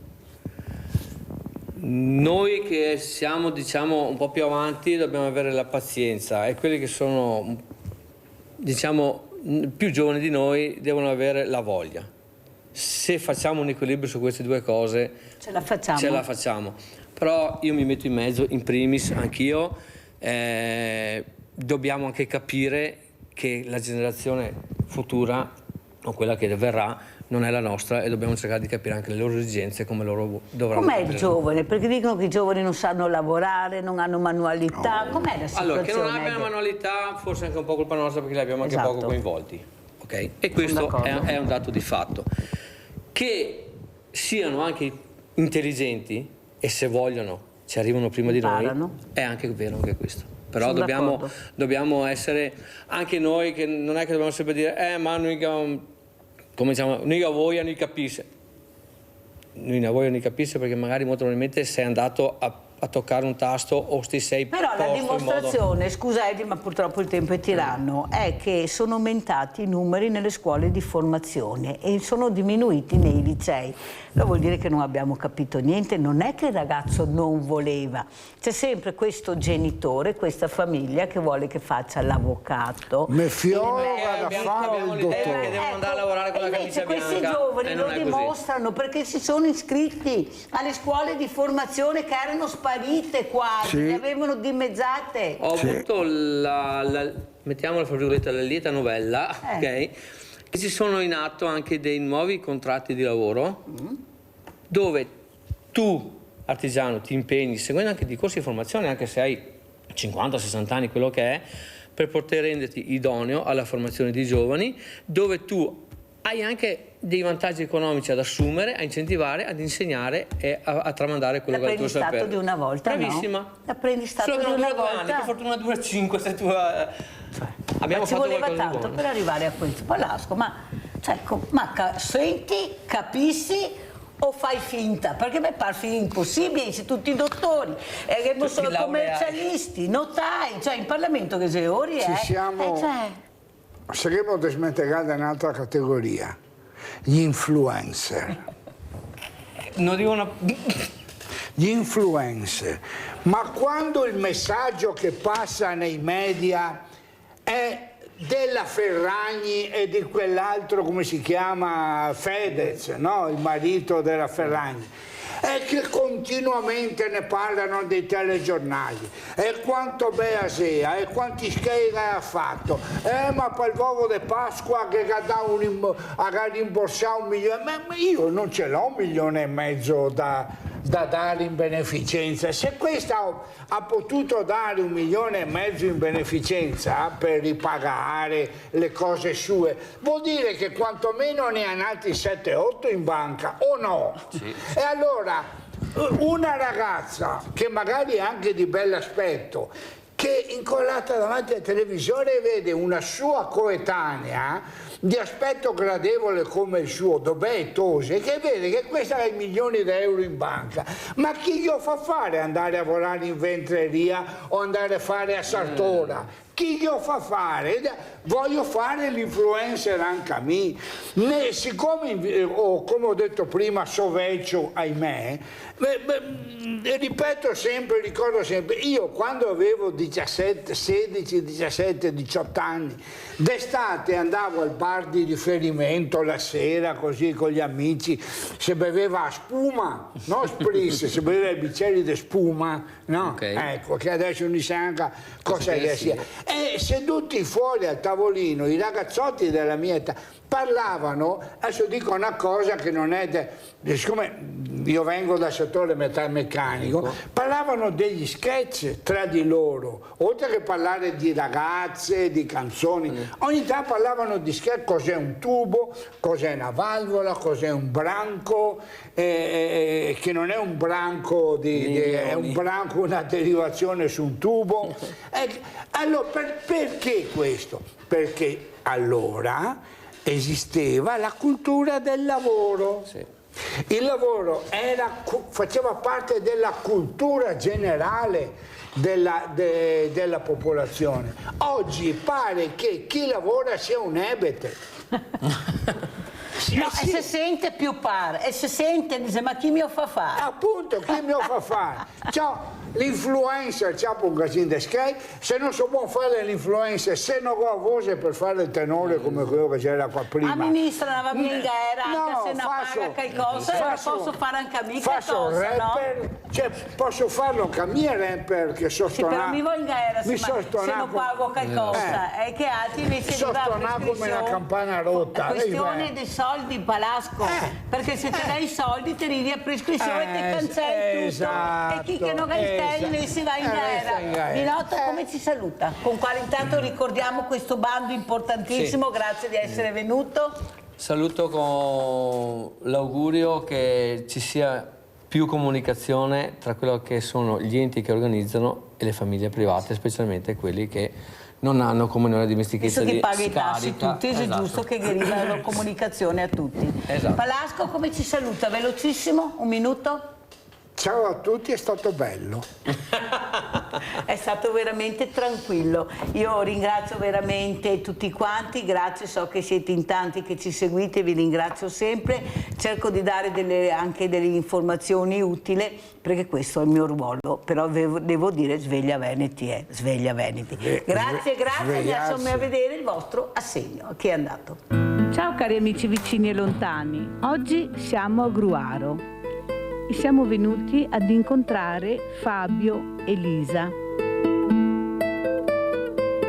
Partiamo da Lisa. Cosa è successo nella tua vita, Lisa? Noi praticamente siamo facenti parte di quelle brutte persone che lavorano in proprio, nel settore metalmeccanico, chimico e cose di questo genere. E poi all'improvviso cosa è successo, Fabio? È successo che praticamente ci siamo buttati, anche perché la manutenzione industriale, l'industria ha cominciato a scendere, a calare, e abbiamo deciso di calarci nella nautica. Il risultato, 2012 è arrivata la legge Monti che ha tassato le barche, il giorno dopo 2600 barche sparite dall'Italia, 30.000 persone a casa, massacrato l'indotto. Allora ragazzi, andiamo a prendere la borsa. Stiamo entrando in casa di Lisa e di Fabio. Sì. Cosa vuol dire per un artigiano, un'ex artigiana, cioè star bene e all'improvviso trovarsi così? Io sono stata accusata di essere una ladra, di essere una barbona, una che va a chiedere la carità in giro. A parte che io sono epilettica, purtroppo. E anche qui un bel momento mi hanno detto che non è vero e ancora adesso mi dicono che io sono matta. Abbiamo fatto un consiglio e sei stato premiato dicendo hai avuto forza, hai avuto coraggio, ti sei dato da fare, hai trovato anche un lavoretto e noi ti sosteniamo perché è giusto rimettere in piedi le persone. 1, 2, 3, Mireluccia c'è, tieni Lisa, apri. Mi avete dato un regalo stupendo che è poco, cioè non ci sono parole. Una cosa che voglio dire francamente Mirella, io tutte le lotte che sto facendo le sto facendo per una persona, è lei. Grazie a Rete Veneta, grazie ai telespettatori di Rete Veneta. Grazie ragazzi di Rete Veneta, avete rinfrescato il nostro amore che comunque sarà sempre eterno, qualsiasi problema ci sia. Allora stiamo uscendo dalla casa di Lisa, apri, e di Fabio. Ciao Lisa, in bocca al lupo. Ciao. Ciao Fabio. Ciao Mirella. E grazie ancora.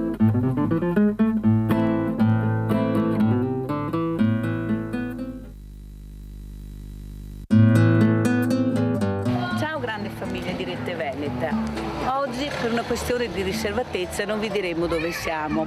Siamo comunque nella prima periferia di Treviso e stiamo per incontrare Katia. Ciao Katia. Ciao Mirella. Ciao. Ciao. Ciao Mirella. Allora spiega un attimino per quelli che non sanno la tua storia cosa è successo in breve senza andare nei particolari. Allora, mi sono separata per scelta mia perché non andavamo più d'accordo e adesso ci stiamo facendo la guerra perché non mi lascia vedere i bambini. Quanti anni hanno? Giacomo e Tommaso sono quelli che mi preme di più, hanno 5 anni e dopo ne uno di 15 e uno di 20 che loro, assorbiti dal papà, non mi vogliono più vedere.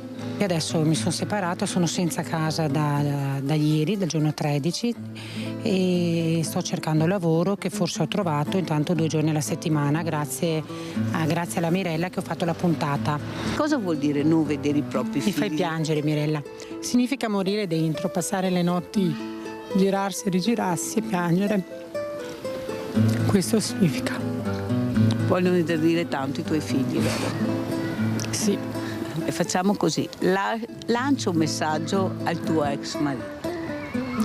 Giancarlo, ti chiedo per piacere, facciamo le persone civili, facciamo la mamma e il papà, non marito e moglie, e fammi vedere Giacomo e Tommaso e sentire quando non posso vederli. Solo questo e ti auguro tanta serenità anche a te. Allora Katia, ecco qua, questo è l'assegno della grande famiglia di Rete Veneta che noi ti diamo. Grazie. Tu dovrai andare dal sindaco e far vedere le spese che tu sostieni per vivere, perché sei su una strada. Devi confrontarti con lui, la sua porta sarà aperta, perché è stato lui a dirmi di aiutarti. Dopodiché io voglio dire una cosa, ma perché lei avrà sbagliato anche suo marito, avranno sbagliato anche tutti e due, ma perché non far vedere i figli alla mamma? Cioè, in fin dei conti lei e i figli non ha fatto niente, assolutamente, non si può. Anzi, quando li vedono mi dicono ma non è più casa tua, quando vieni là hai paura di venire là, queste non sono cose di 2 bambini di 5 anni. Della tua vita tu puoi fare quello che vuoi, che voi ve la siete scelta, è la vostra strada, ma i vostri figli che non hanno nessuna colpa. Ciao, alla prossima. Grazie mille, ciao a tutti voi, ciao e grazie dell'aiuto che mi avete dato, grazie mille.